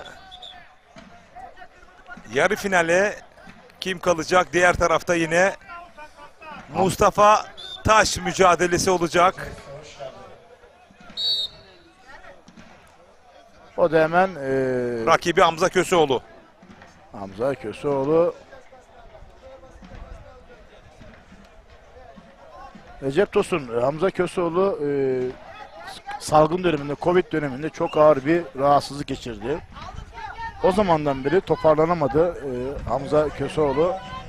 O şeyi atamadı, hastalığı atamadı. Bayağı bir entübe oldu. Ama tekrar o fiziğinin şeyiyle tekrar hastalığı yendi ve tekrar sahalarda. Ama eski performansından tabii ki uzak. Elinden gelen tüm mücadeleyi yapıyor Hamza Köseoğlu. Şu anda puanlama güreşinde Mustafa Taş da mücadele ediyor. Diğer tarafta da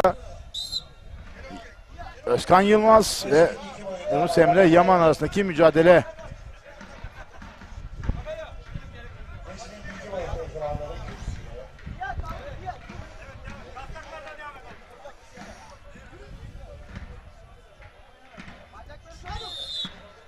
Teşvik iki boyunda üçüncü. Çorum İskilit Belediye Başkanımız Sayın İsmail Çizikçi'nin pehlivanı Muhammed Mustafa Sert üçüncü. Yine üçüncü. Maden Teknik Arama Spor Kulübü pehlivanı Mehmet Emin Bağ üçüncü. Bu arada baş pehlivanların hemen sol kadrajında da küçük orta Beytullah Turan birinci. küçük orta küçük boy mu büyük boy mu? Arif Küçük Tatar. orta küçük. Evet. Elmalı da birinci oldu. İki final yaptı. Mehmet Selvi Deste baş büyükten küçük pehlivanımızın ortaya çıktı. mahtumu. Evet. Evet şu anda güzel bir yeniş aldı. Yine Ziya Alp Selvi. Şimdi birazdan da röportajı alacağız. Ziya Alp Selvi'yi maşallah gelecek vaat ediyor. Türk güreşi adına. Gel. Al. Geçiyordan Belediye Başkan Vekilimiz Sayın Sağ olun hocam. Zorlu bir güreşti. Evet, güzel bir puanlama güreşi oldu. Burada Ankara'da finale çıktık, yeni çıktığımız boyda. CV Enerji güreşlerinde de ikinci olduk ligde Allah'ın izniyle. Yeni boyumuzda da varlığımızı gösterdik. Dolu dizgin devam ediyorsun. Aynen abi. Allah sakatlıktan korusun. Şimdi buradan selam yollamak istediğim birinci isim kim? Amin. Buradan bütün sevdiklerime, Antalya'daki Annem bak gücenir söyleyeyim sana.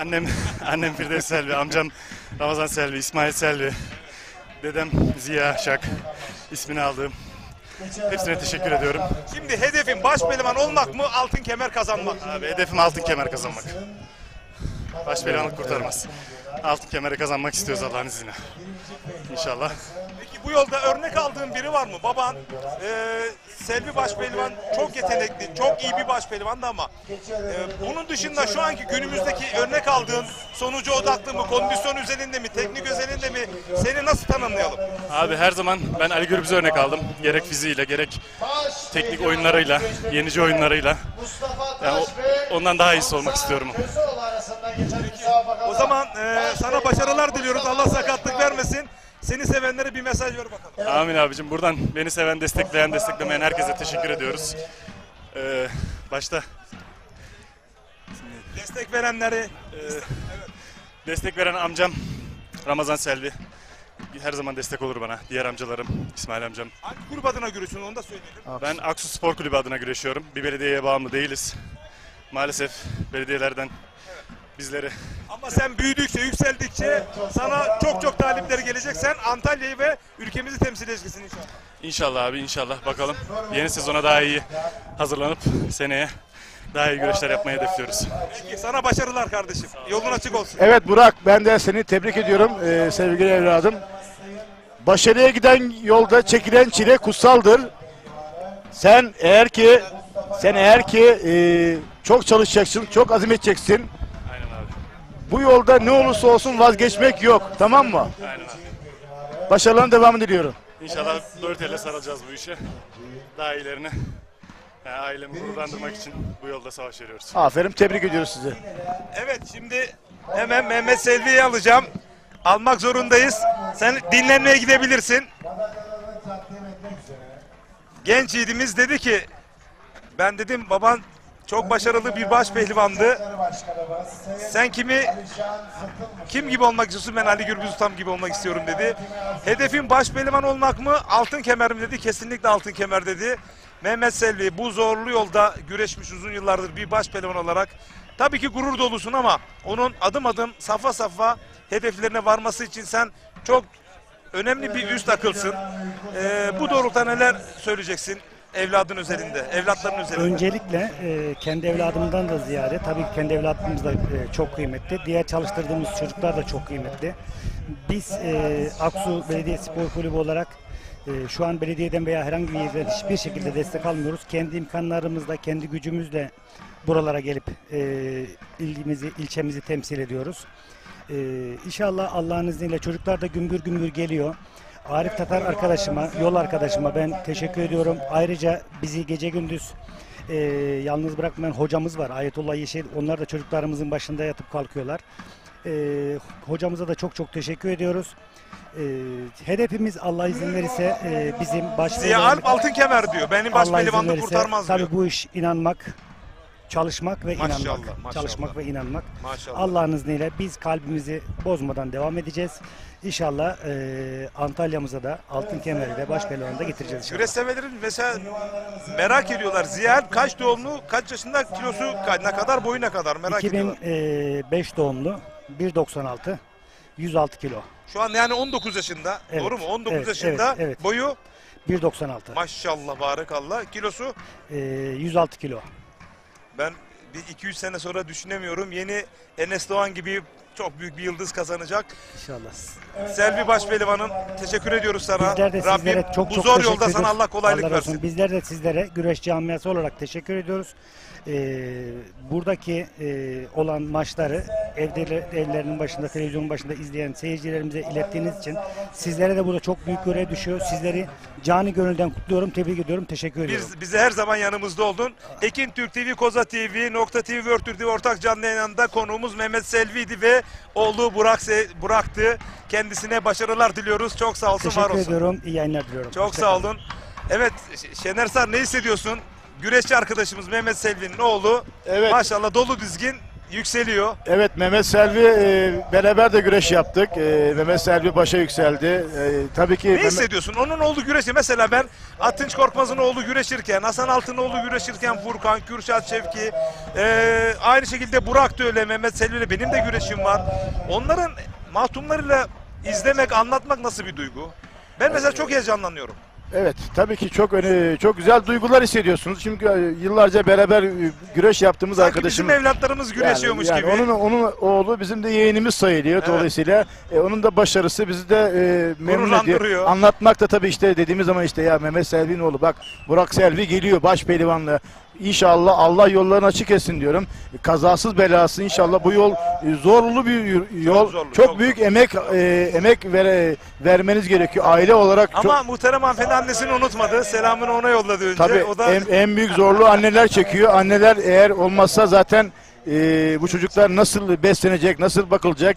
Çünkü onların en büyük fedakarlığı anneleri gösteriyor. yemeleri, içmeleri, yatmaları, kalkmaları anneleri takip ediyor. Babaları tabii ki antrenmanını, diğer şeyleri takip ediyor ama söz konusu anne olunca daha farklı oluyor. Tabii ki biz Mehmet Selvi'yi de tebrik ediyoruz. Çocuğunun da başarılarının devamını İnşallah bir gün diliyoruz. baş pehlivanlığını anlatırız. Allah İnşallah nasip ederse. diyelim. Evet, baş pehlivanlıkta tek bir mücadele kaldı. Yunus Emre Yaman ve Özkan Yılmaz mücadelesi. Değerli güreş severler. Hüseyin Gümüşalan, İsmail Koç ve Mustafa Taş adını yarı finale yazdırdı Recep Üç isim, Tosun. evet, son isim. Bakalım kim olacak? Evet, ben burada iki sporcu, ikisi de Ankara Büyükşehir ASKİ'nin sporcusu Recep Tosun. Bakın burada yarı final yarı finale kalmak için mücadele ediyorlar ve kıran kırana mücadele ediyorlar. Değerli güreş severler, değerli izleyiciler, bakın.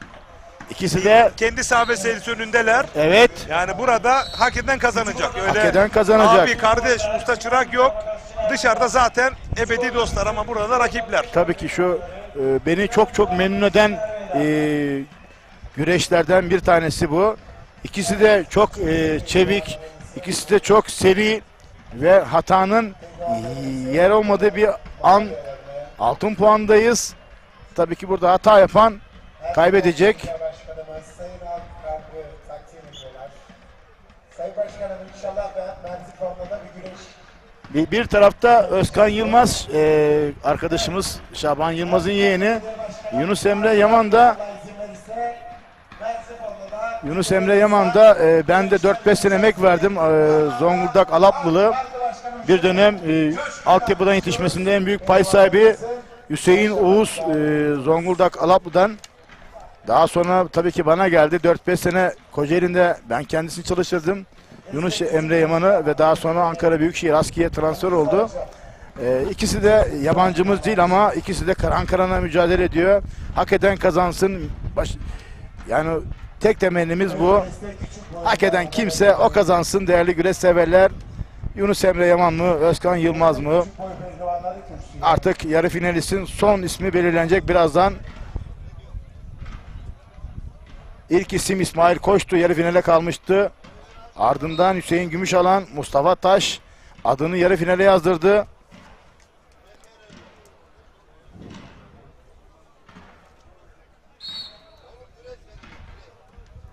Evet, bizleri bu er meydanında yalnız bırakmayan Merkez Belediye Başkanımız Ankara'ya bir kez daha şükranlarımızı sunuyoruz.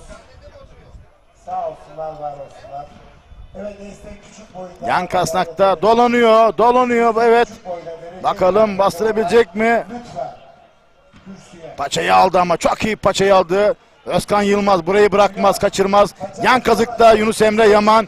Bakalım paçayı alabilecek mi Yunus Emre Yaman? Paçada, dış kasnakta Yunus Emre Yaman, paçada Özkan Yılmaz zorluyor Yunus Emre Yaman. Yan kazık yan paçada. O sol pençesini çok güçlü bir şekilde puntladı adeta Özkan Yılmaz. Daha aşağıda duran, sırtı bize dönük olan güreşçi Özkan Yılmaz. Yan kazık yan paçada da bir anda dolanmak istedi. Paçayı bırakmıyor Özkan Yılmaz. Yunus Emre Yaman dış kasnakta değerli güreş severler. 4. yarı finalist, bakalım kim olacak. O paçayı bırakmadı. Özkan Yılmaz soluklanıyor. Yine dış kasnakta Yunus Emre Yaman paçasını bir türlü kurtaramadı. Bu kez soluna doğru dolanmak istedi. Yine dış kasnakta yan kasnağa doğru yöneldi Yunus Emre Yaman. Paçayı bir türlü bırakmıyor Özkan Yılmaz. Bakalım oradan doğrulmak isteyecek mi? Ya da çayır hakemi güreş kilitlendi diyerek düdük çalacak mı? Doğrulmak istedi. Paçayı bırakmıyor. Kasnağa doğru yumuldu. Şu anda dış kasnakta. Yan kazık yan paçada. Bir anda inanılır gibi değil. Müthiş. Şakladı. Şak kepçesiyle toparlanmak isteyen Özkan Yılmaz'ı Müthiş. şakladı Yunus Emre Yaman ve sırt aşağı net bir galibiyet. Yunus Emre Yaman'dan Özkan Yılmaz'a kıran kırana, nefes nefese ve soluk soluğa mücadele. Evet, çok güzel bir yeniş oldu. Ben bu yenişi tekrar değerli yönetmenim Fatih Belir'den tekrar ekrana getirmesini rica ediyorum. Çünkü çok güzel geldi pozisyon Recep Tosun. Yani nereden nereye, kasnak paça, ama Özkan Yılmaz burada çift Yenişleri paça... tekrar değil, biz önce bir bu yenişin tekrarını alalım değerli yönetmenim. Daha sonra yenişlerin tamamını alalım. Çünkü sıcağı sıcağına az önceki Yunus Emre Yaman'ın yenişini ekranlara getirirsek güreş severimiz. Şu anda İsmail Koç'un sarma ve gerdanlama ile rakibini yenmesi. Salih Erinci, Mustafa Taş ve bu arada Hamza Köseoğlu arasındaki mücadelede Yani oradan dolanayım dedi ama dolanamadı. Çok da yani yapmış olduğu oyun da yani evet pozisyon tekrar Recep Tosun. Alaplı'dan Hüseyin Uğuz iyi yayınlar diliyor. Teşekkür ediyoruz değerli kardeşime. İşte Evet. bakın buradan paçadan toparlanmak isterken bir anda şakladı. Sırt aşağı net bir galibiyet. Hiç beklemediği bir anda, Yunus Emre Yaman. hiç beklemediği bir anda yaptı Recep Tosun. Başarılarına devamını diliyoruz.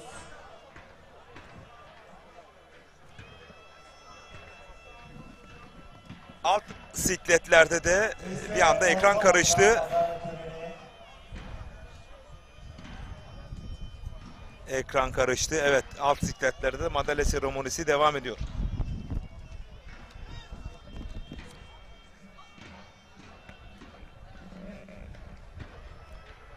Evet değerli güreş severler, baş pehlivanlıkta son yarı finalist Yunus Emre Yaman oldu.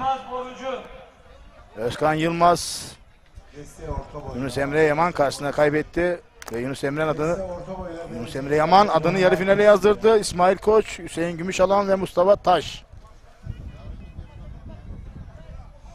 Evet, çıkın kürsüye. Bir Kocaeli, bir Antalya, Orta boy dereceye girenler. bir Ankara, bir Sinop Büyük orta yarı final. eşleşmesi olacak değerli güreş severler yarı finalde. Aksu Belediye Başkanımız 20 Ekim tarihlerinde tüm güreş severleri Antalya Aksuer Meydanı'na davet eden Sayın İsa Yıldırım adına güreşiyor. Yılmaz Borucu, Antalya Aksu. Ankara Büyükşehir Belediye Başkanımız Sayın Mansur Yavaş adına güreşiyor. Aynı zamanda Keçiören Belediye Başkanımız Sayın Doktor Mesut Özaslan adına güreşiyor. Yusuf Kırat, Amasya Beyda. Barış Kemal Yiğit çok acele kürsüye. Ankara Büyükşehir Belediye Başkanımız, Güreşlerimizin Tertip ve Komuta Başkanı Sayın Mansur Yavaş Bey adına güreşiyor.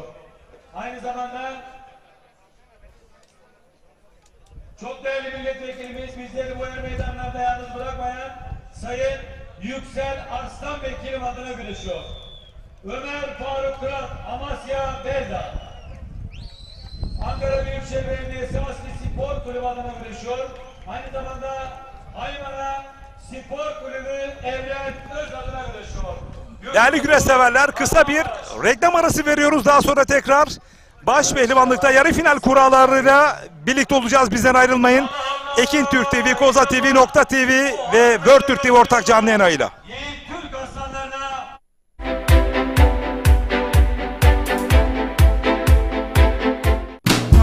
Bereketli tarlalardan lezzetli sofralara, bir yağ ayçiçek yağı ve Birma margarin.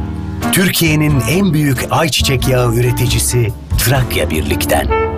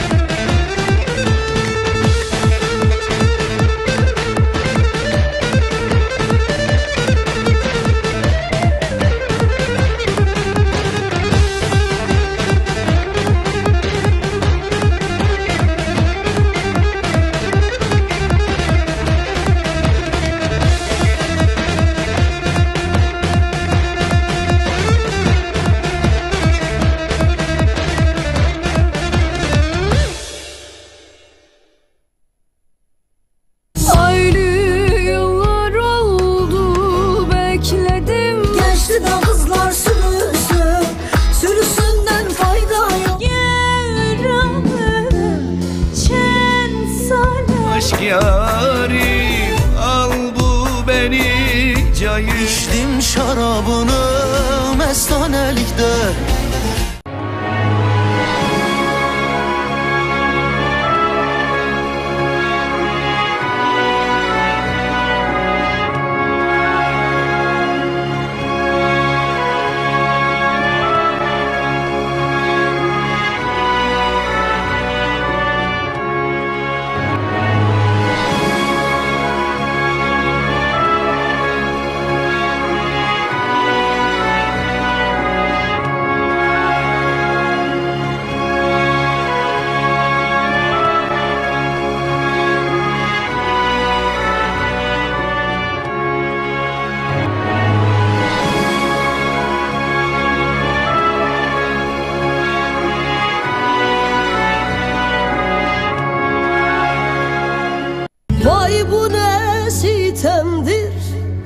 Geçtim dünya üzerinden.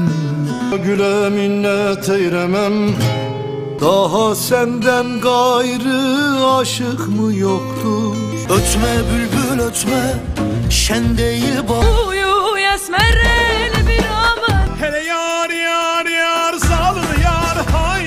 Han sarhoş hancı sarhoş. Yok Tillilo tillilo vay tillilo.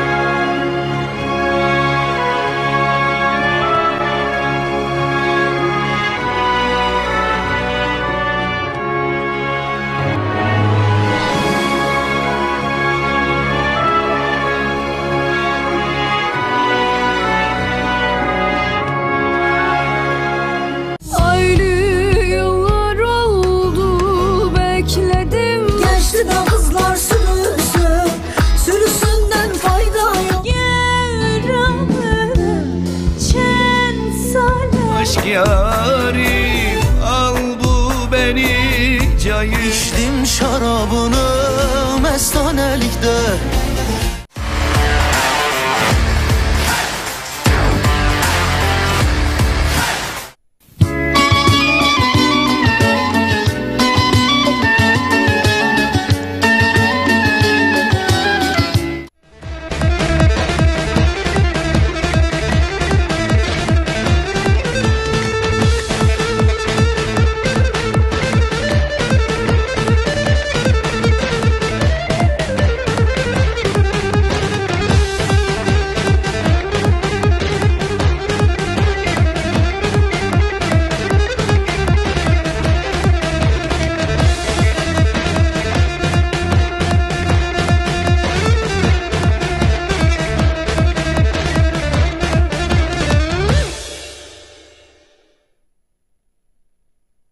Hepimizin bekledikleri var bu hayatta.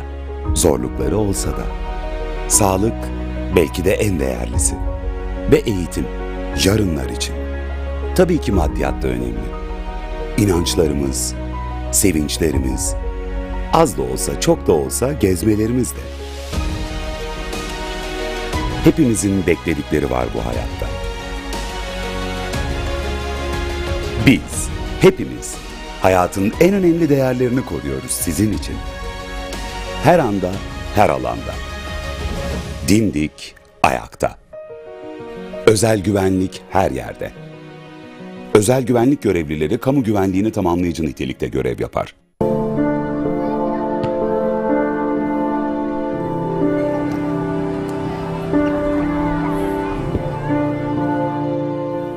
Güzel başlayan bir gün felaketle bitmesin.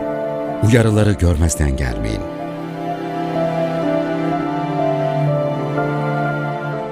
Bir anlık ihmalkarlık ömür boyu acı çekmenize sebep olmasın. Onların acısını yaşamayın.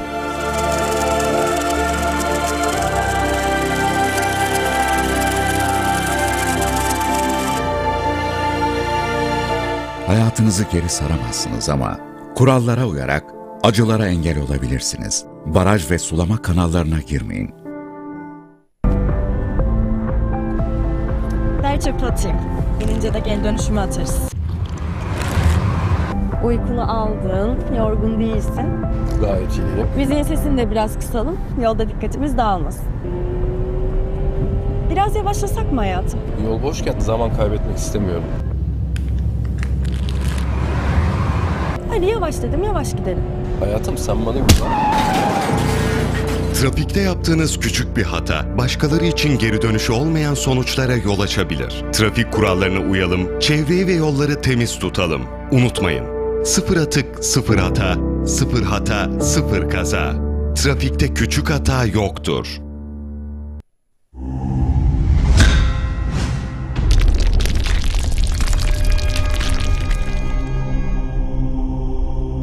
Bizi izlemeye devam edin.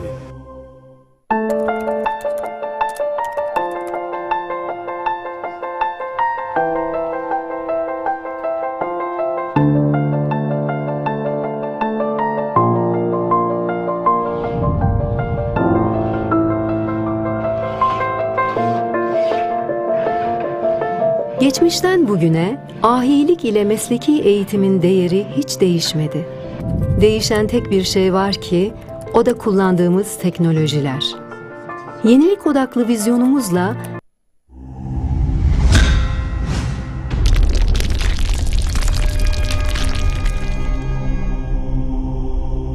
Bizi izlemeye devam edin.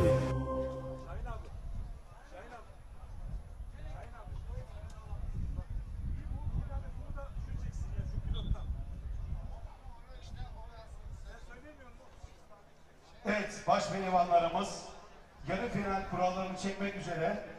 Mehmet Ali. Evet. Hüseyin Gümüşalan, Mustafa Taş geliyor. Kurasını çekmek üzere. Mustafa Taş.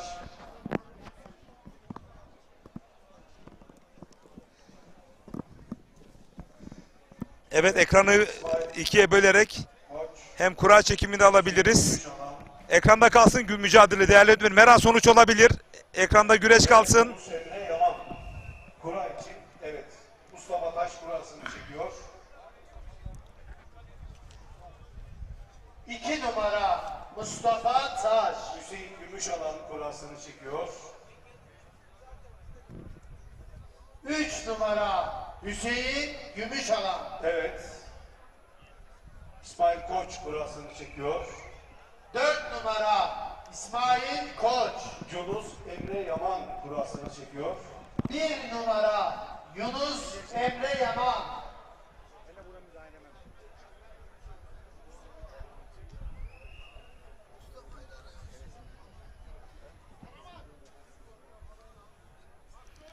Evet değerli güreş severler, baş pehlivanlık yarı final kuralları çekildi. Yunus Emre Yaman, Mustafa Taş ile Hüseyin Gümüşalan, İsmail Koç ile eşleşti. Keçiören Bağlum Er Meydanı'nda değerli güreş severler. Tam bizim önümüzde başaltı puanlaması var.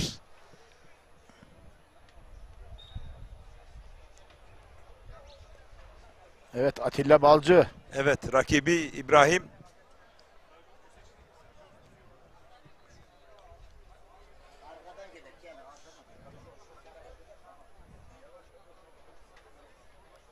Evet, başaltı pehlivanlarımız. Ekranın sağında Atilla Balcı, solunda da milli güreşçimiz.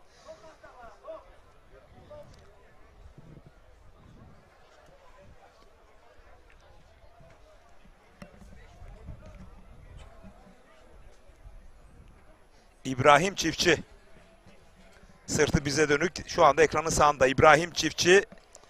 Sırtı dönük olan şu anda Atilla Balcı. Evet, ekranın solunda da İbrahim Çiftçi, milli güreşçimiz. Olimpiyat güreşlerinde siklette mücadele ediyor. Evet, başaltı pehlivanları. Yaklaşık yarım saattir puanlama mücadelesi yapıyorlar. Değerli güreş severler. Deste büyük boy, küçük orta küçük boy, küçük orta büyük boy pehlivanları kürsüye.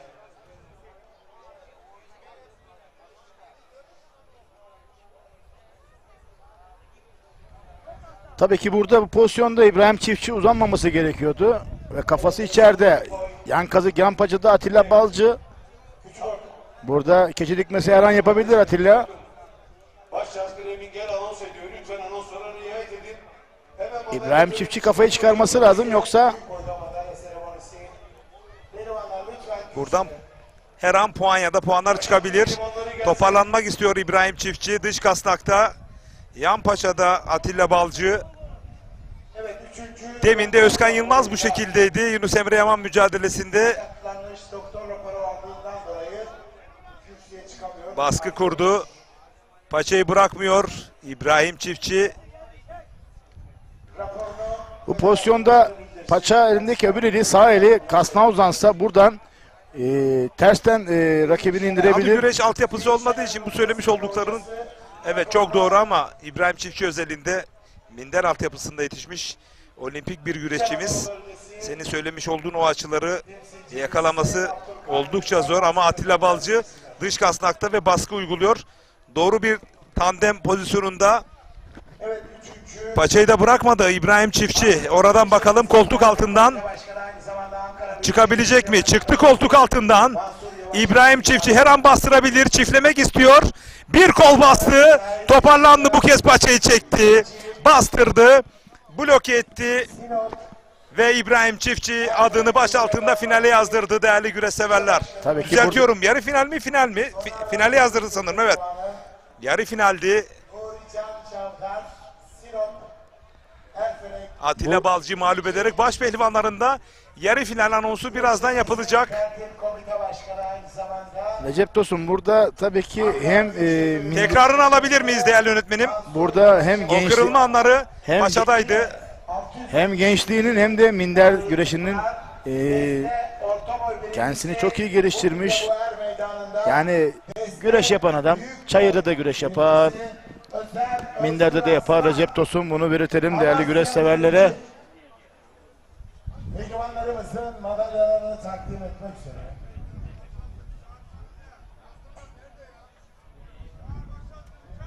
Başaltı pehlivanları çok acele er meydanında yerlerinizi alınız. Bu sizlere yapılan son çağrıdır. Başaltı pehlivanları.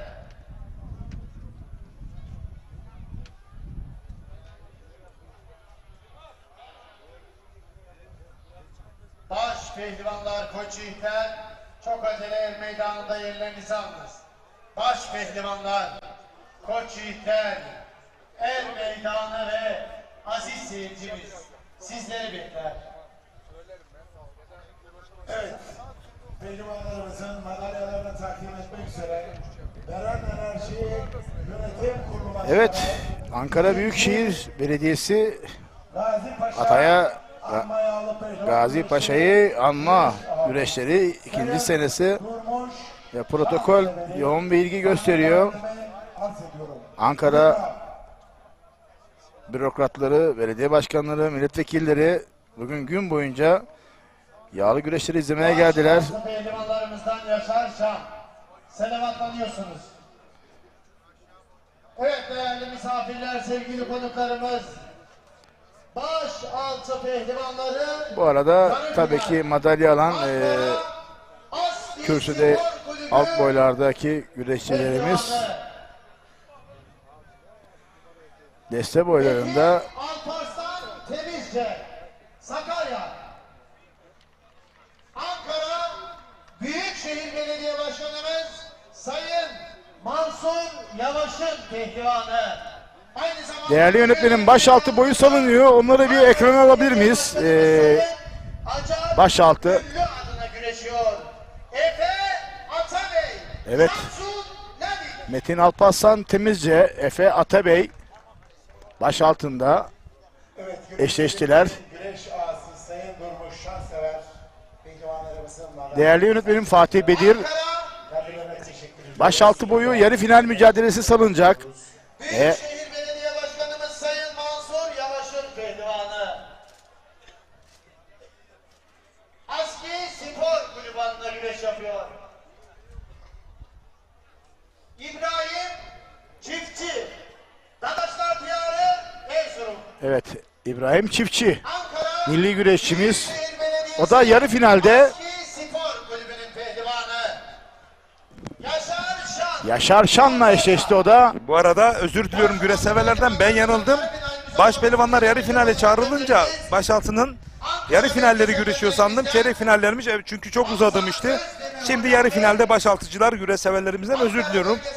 Tabii ki. Daha sonra baş pehlivanların yarı finali salınımı yapılacak. Evet, Recep Tosun, İbrahim Çiftçi puanlama güreşinden çıktı. Tabii ki bir dinlenme söz konusu. Dinlenme hakkını kullanacak İbrahim Çiftçi. Yaşar Şan'la güreşiyor. Diğer tarafta Metin Alparslan Temizce, Efe Atabey.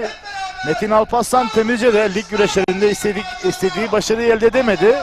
Ama rakibi Efe Atabey de Büyükorta'dan başaltına yükseldi. 2024 yılında Büyükorta'da yapmış olduğu güzel ve kaliteli güreşler neticesinde istediği neticeyi aldı ve başaltına yükseldi. Ankara Büyükşehir ASKİ'nin sporcusu. Ve ekranlarda değerli güreş severler 4 tane başaltı pehlivanı salındı. 4'ü de Ankara Büyükşehir ASKİ'nin sporcusu. Onlardan tabii ki hedef şu, yani önümüzdeki yıllarda tabii ki baş pehlivanlığa yükselebilecek sporcuları en iyi şekilde yetiştirmek, çalıştırmak. Bunun için de bu ekibin başında Şaban Yılmaz var. Şaban Yılmaz da altyapıyı çok iyi tuttu. Altyapının en iyi sporcularını topladı ve çalıştırıyor. Tesisleri var, şeyleri var. İbrahim Çiftçi, milli güreşçi, olimpiyatlarda, Paris olimpiyatlarında hak kazandı, güreşti ama istediği neticeleri alamadı. Genç bir kardeşimiz Aslen Erzurumlu, rakibi Yaşar Şan. O da Ankara Büyükşehir ASKİ'nin sporcusu. Beytullah Uludağ, Zonguldak, Anaplı birinci. Yine ekranda Metin Alparslan Temizce, o da Ankara ASKİ'nin sporcusu. Aslen Sakarya Hendekli, Metin Alparslan Temizce ve Yaşar Şan ekranlarda. Hem Metin Alparslan Temizce hem Yaşar Şan. Ankara ASKİ'nin önümüzdeki yıl baş pehlivanlığa yükselmesi için emek verdiği ve başarı hedeflediği sporcular. Başkan Yardımcımız Sayın Ahmet Öksüz'ü sahneye davetimi arz ediyorum. Davulcular, evet kıymetli güreş severler, saygıdeğer konuklar, ikinci Gazi Paşa Yanma Yağlı Pehlivan Güreşleri baş pehlivanlık yarı final müsabakası. Baş pehlivanlarımıza şöyle coşkuyla bir alkış istiyorum. Ankara Büyükşehir Belediye Başkanımız, evet, baş pehlivanlık yarı final mücadelesi salınıyor şu anda. Onu ekrana alabilir miyiz değerli yönetmenim? Şu anda anons geliyor. İsimler anons ediliyor. Baş pehlivanlıkta Spor Kulüp Başkanımız değerli yönetmenim Fatih Bedir. Baş pehlivanlık. Emre Yaman, Zonguldak, Alaplı. Evet, Zonguldak Alaplılı. Alaplı'nın göz bebeği. Alaplı'dan yetişen bir değer Yunus Emre Yaman. Alaplı'yı temsil ediyor. Türkiye'nin her yerinde başarıyla. Ankara Büyükşehir ASKİ'nin sporcusu Yunus Emre Yaman. Rakibi Mustafa Taş. Çok önemli bir isim. 2024 yılı baş pehlivan ikincisi Mustafa Taş. Muhittin Böcek Bey adına güreş yapıyor. Aynı zamanda Kunduz güreşlerimizin 3 altın kemerli güreş ağası. Çiçekler Grup Yönetim Kurulu Başkanı Sayın Halil İbrahim Çiçek Bey adına güreş yapıyor. Hep birlikte alkışlıyoruz. Mustafa Taş, Sinop. 2023-2024 yılı Tarihi Kırkpınar baş pehlivanlık üçüncüsü. Kocaeli Büyükşehir Belediye Başkanımız Doçent Doktor Sayın Tahir Büyükakın adına güreşiyor. Yine bugün burada güreşlerimizin güreş ağası Belen Enerji Yönetim Kurulu Başkanımız, Pehlivanların abisi, hayırsever, yardımsever insan Sayın Durmuş Şansever adına güreşiyor. Hüseyin Gümüşalan, Kocaeli. Evet, Kocaeli'nin göz bebeği, Kocaeli Büyükşehir Kağıt Spor Kulübü'nün baş pehlivanı Hüseyin Gümüşalan 2024 yılında baş pehlivan üçüncüsü olmuştu. Rakibi İsmail Koç. Alkışlıyoruz baş pehlivanımızı. Yarı final müsabakasını yapacak olan hakemlerimiz Ankara bölgesinden eski güreşçilerden Elvan Aktepe ve yine değerli eğitimci Yılmaz Seven hocam yapacaktır. İlgi ve bilgilerinize arz olunur. Evet değerli güreşseverler, yarı finale gidecek pehlivanlarımıza şöyle kuvvetli bir moral alkışı. Tarlada buğdayım var deme. Biz sözü cazgırlara bırakıyoruz değerli güreş severler. Ne hayırlı evladım var deme. El kızının koynuna girmeyince. Ne işin var deme. Elde avuçta kalmayınca. Çok iyi dostum var deme. Koronalı günleri görmeyin.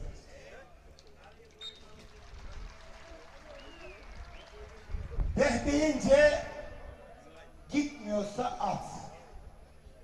Söz dinlemiyorsa evlat, Hacı amca sen hastayken bir tas çorba ısıtmıyorsa avrat, durma kapından at.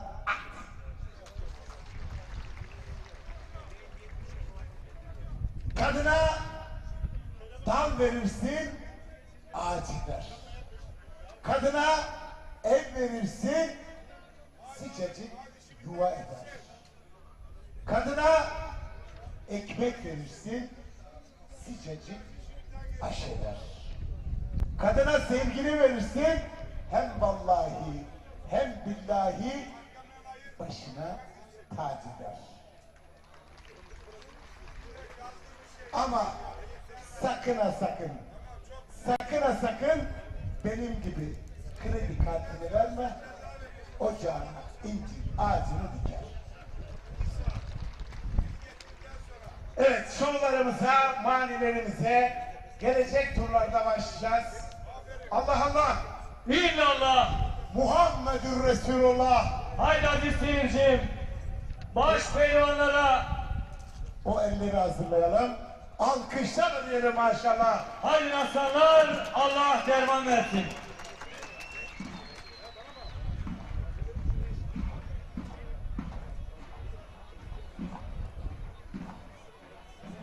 Evet, madalya seremonimiz devam ediyor. Küçük orta, büyük boyda dereceye giren pehlivanlar kürsüde. Evet değerli güreş severler, Allah Allah nidalarıyla baş pehlivanlar salavatlandı yarı final özelinde. Koza TV, Ekin Türk TV, Ver Türk TV ve Nokta TV ortak canlı yayınındayız. Sosyal medya portalları olarak güreşin hakkını verenler Pehlivan TV, Er Meydanı ve Yağlı Güreş Pehlivanları sosyal medya portalları olarak da canlı yayındayız. Burada Antalya Mali Müşavirimiz Sayın Mustafa Akçoç'un Yunus Emre Yaman mı, Mustafa Taş mı, yoksa Hüseyin Gümüşalan mı, İsmail Koç mu değerli güreş severler? Bakalım. Büyükşehir Belediye Başkanımız Sayın Mansur Yavaş'ın İsmail Koç. Serhat Gökçmez, İsmail Koç ekranlarda.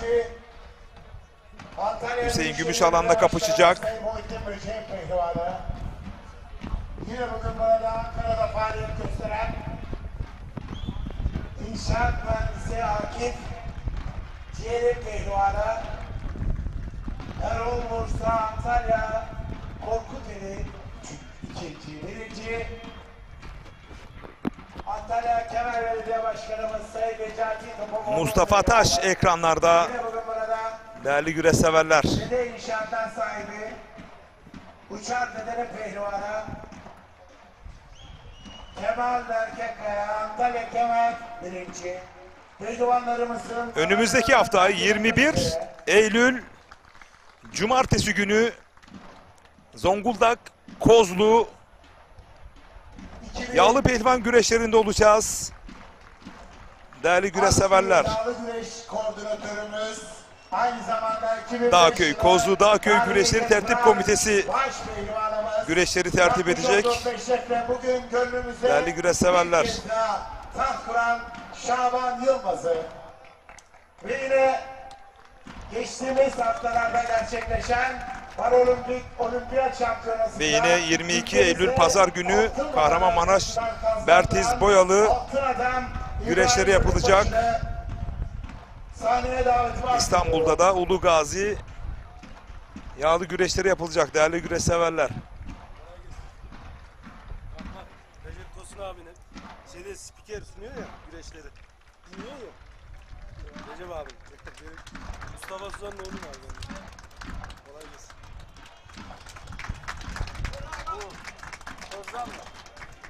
Evet, ülkemize Paralimpik Olimpiyat Şampiyonası'nda altın madalya kazandıran İbrahim Büyükbaşı ve 2005 yılı tarihi Kırkpınar Baş Pehlivanı Şaban Yılmaz pehlivanlarımızın madalyalarını takdim ediyorlar.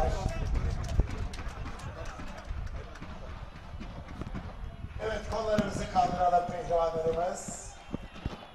Bu özel karede Ve yarı final mücadeleleri başlıyor. Hem baş altında hem baş pehlivanlıkta. Evet, büyük ortada final yapacak pehlivanlar biraz çabuk. Ekranı dörde bölebiliriz. Çayırda 4 mücadele var çünkü. Hem baş altı yarı finalini hem de baş pehlivanlık finallerini, yarı finallerini ekranlara getirebiliriz. Evet, yine Burdur Milletvekilimi 23-24. dönem Burdur Milletvekilimiz Sayın Ramazan Kerim Özkan yine şampiyonlarımızla, Sayın Akif İnce şampiyonlarımızla anı fotoğrafı çekiliyor. Balıkesir'den Ramazan Seren, Muzaffer İnan, Halil Vural, İzzet Tığlı bizleri izliyorlarmış. İyi yayınlar diliyor Balıkesir'e, Kuvayi Milliye şehrine. Ramazan Seren'e kucak dolusu sevgiler, selamlar. Büyük orta final şimdi salacağız hocam. Evet, büyük orta final. Evet, ekranlarda, ekranın solunda Yunus Emre Yaman, Mustafa Taş ve ekranın sağında Hüseyin Gümüşalan ve İsmail Koç arasındaki mücadele. Değerli güreş severler. Evet, büyük ortalar.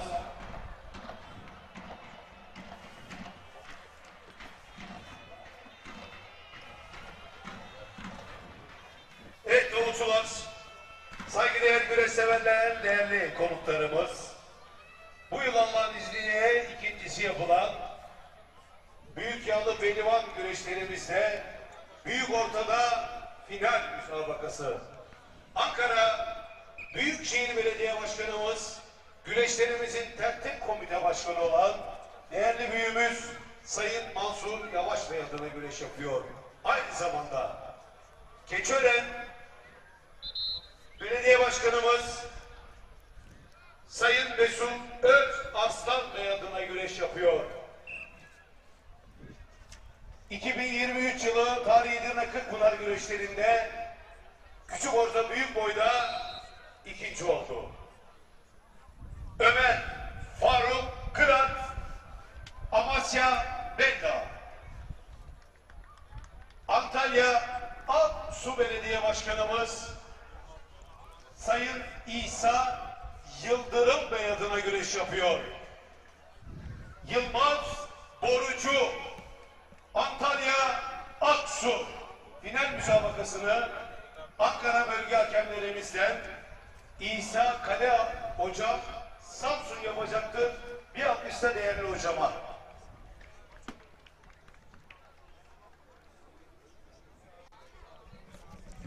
Bu arada Bursa Mustafa Kemal Paşa'dan Recep Yenicioğlu değerli hocam iyi yayınlar diliyor.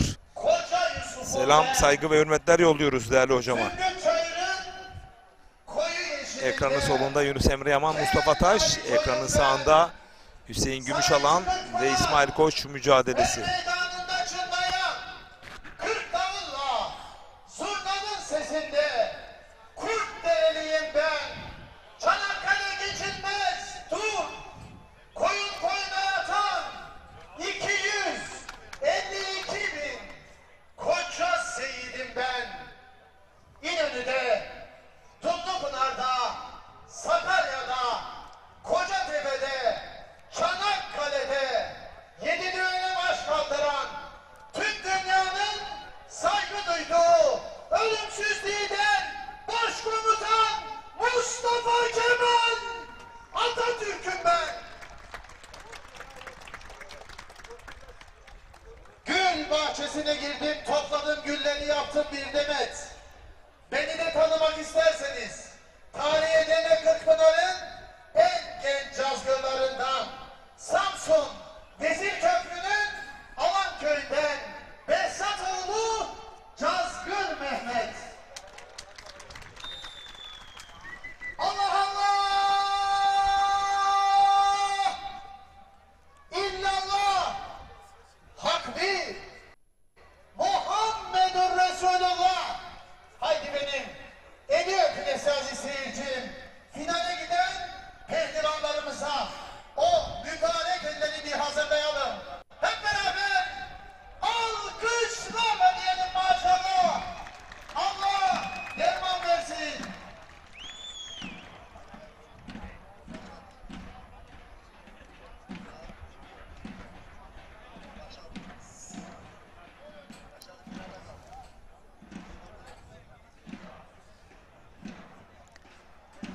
Burası Ankara Keçiören Bağlumer Meydanı.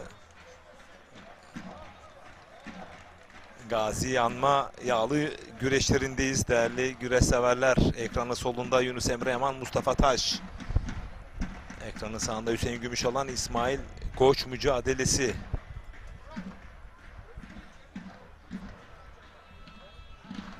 Bakalım finale kim ya da kimler kalacak?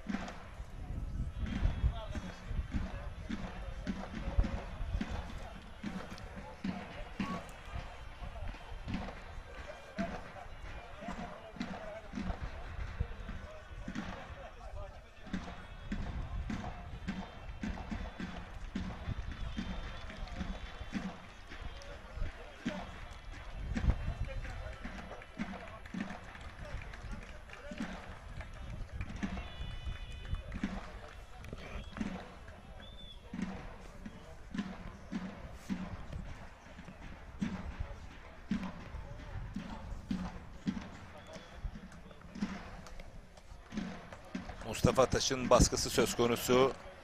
Bakalım karşılık bulabilecek mi? Evet değerli güreş severler, Yunus Emre Yaman, Mustafa Taş, Hüseyin Gümüşalan, İsmail Koç yarı final mücadelesi ekranlarda. Mustafa Taş yan kazıkta, yan paçada Yunus Emre Yaman'ı yaymak istiyor tabii ki. Şu anda yaydı, evet. Ama Yunus Emre Yaman hemen pozisyondan sıyrıldı. Tehlikeyi hissettiği anlarda bir önceki turda Yunus Emre Yaman Özkan Yılmaz'la korakor bir mücadele yaptı. Puanlama uzatma. Ama bir yorgunluk söz konusu Yunus Emre Yaman'da. Mustafa Taş dış kazıkta paçadan gerdiriyor rakibini. Buralardan rakibini tabii ki yormak. Kazıklara vurarak, yan kazıkta vurarak rakibini sıkıştırarak açık arıyor. Kazığı iyi geçirdi. Mustafa Taş. Bakalım buradan kaldırabilecek mi? İyice rakibi dağıtmak istiyor Mustafa Taş. Rakibi tamamen sıkıntıya sokmak. Yandan gerdanlayarak rakibi uzatmak. Diğer tarafta Hüseyin Gümüşalan'ın bir sakatlığı söz konusu. Ekranı ikiye bölerek alabiliriz. İsmail Koç sağlık ekiplerinin davet ettiği Hüseyin Gümüşalan şu anda acı içerisinde kıvranıyor. Bakalım burada Mustafa Taş ters paçayı bulabilecek mi? İstediği, arzuladığı iç kazığa dönebilecek mi?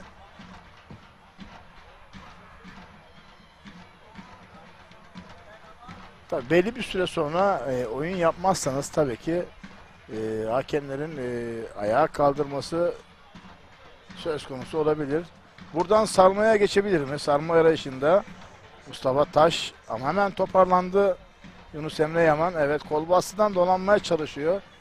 Ayağı evet kepçelemeye çalıştı ve tekrar ayağa kalktı Yunus Emre Yaman. Diğer tarafta Hüseyin Gümüşalan ayağına bir darbe aldı. İsmail Koç karşısında. Sağlık ekipleri hemen müdahale ediyorlar şu anda.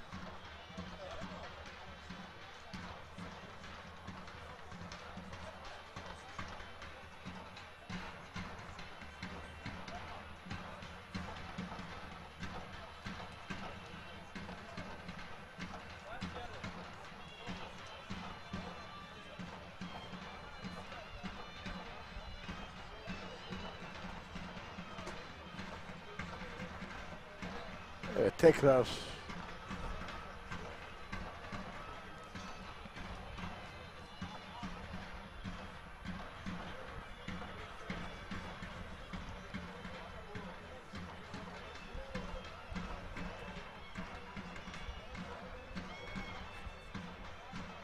bekleyiş sürüyor.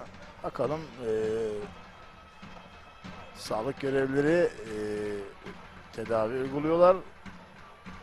Hüseyin Gümüşalan'ın devam edip edemeyeceğine karar verecekler. Tabii ki son söz tabii ki baş pehlivan Hüseyin Gümüşalan'da.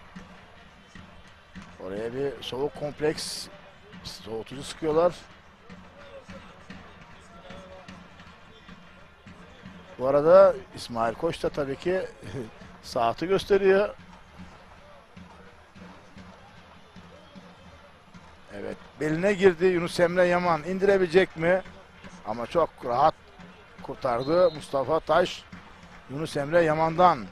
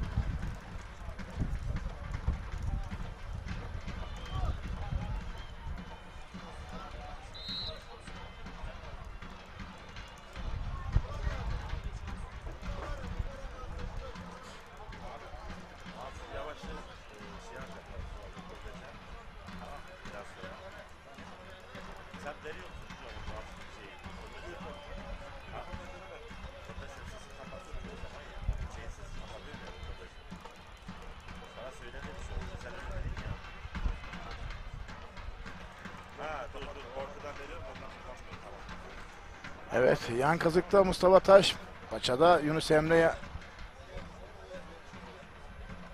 bir paça kazık denemesi Mustafa Taş'tan. Ta yukarıya kadar kaldırdı ama tersi bulamadı havada. Bir kol bastı denemesi Yunus Emre Yaman.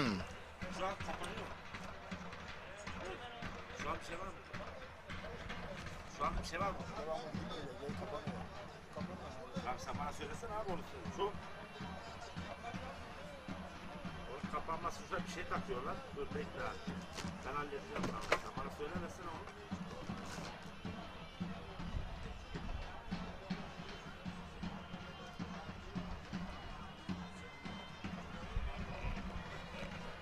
Şu olsa bana haber etsen. Gerekse değiştiririm. Yedeğe var onun. Evet, tekrar güreş başladı. İsmail Koç, Hüseyin Gümüşalan arasındaki mücadelede. Ayağı bandajlandı Hüseyin Gümüşalan'ın.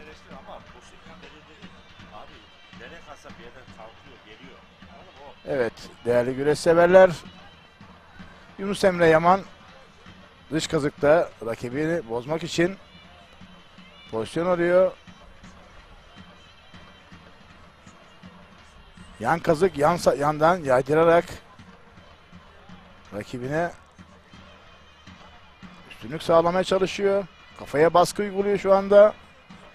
Tabi burada paçayı bulmak çok önemli. Paçayı bulursanız tabii ki istediğiniz oyunu gerçekleştirebilirsiniz. Bu arada Mustafa Taş da bir sağlık görevlisi de paçasını çözdü. Bir sıkıntı var. İsmail Koç ve Hüseyin Gümüşalan mücadelesi devam ediyor değerli güreş severler.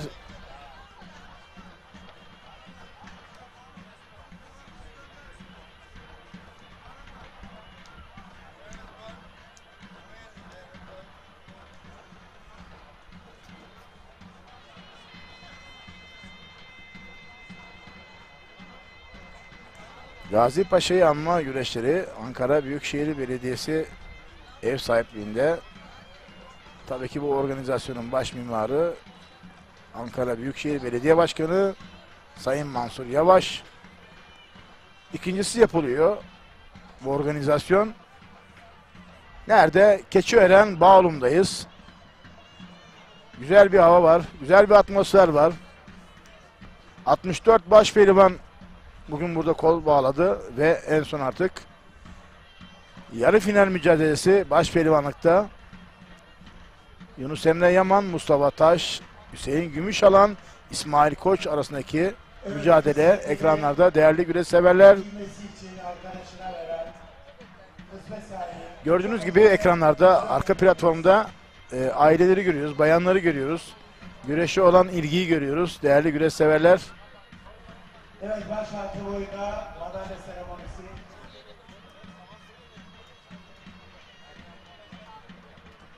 Hocam başaltı hazır. Başaltı pehlivanları salavatlanmak üzere. Ankara Büyükşehir Belediyesi Atasporu güreşe tam anlamıyla sahip çıkıyor. Serbest güreş, Grokalemen güreş, kara kucak güreşi, yağlı güreşleri tam anlamıyla hepsine de ayrı ayrı özen gösteriyor ve kurmuş olduğu ekipler, teknik kurmayları, koordinatörleri, hocalarıyla gerek güreş alanıyla alakalı baktığımızda çok çok iyi bir izlenim verdi bizlere. Bugünkü güreşlerde de bu izlenimi gördük.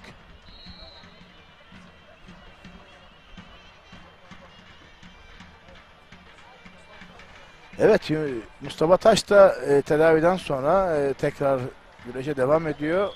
Bu arada İsmail Koç, Hüseyin Gümüşalan kaçırdı yan Kazıkpaça'da. Bu arada bir Hüseyin Gümüşalan'a bir sekme oldu. Kıran kırana bir mücadele var değerli güreş severler. Evet, büyük ortada dereceye giren pehlivanlar.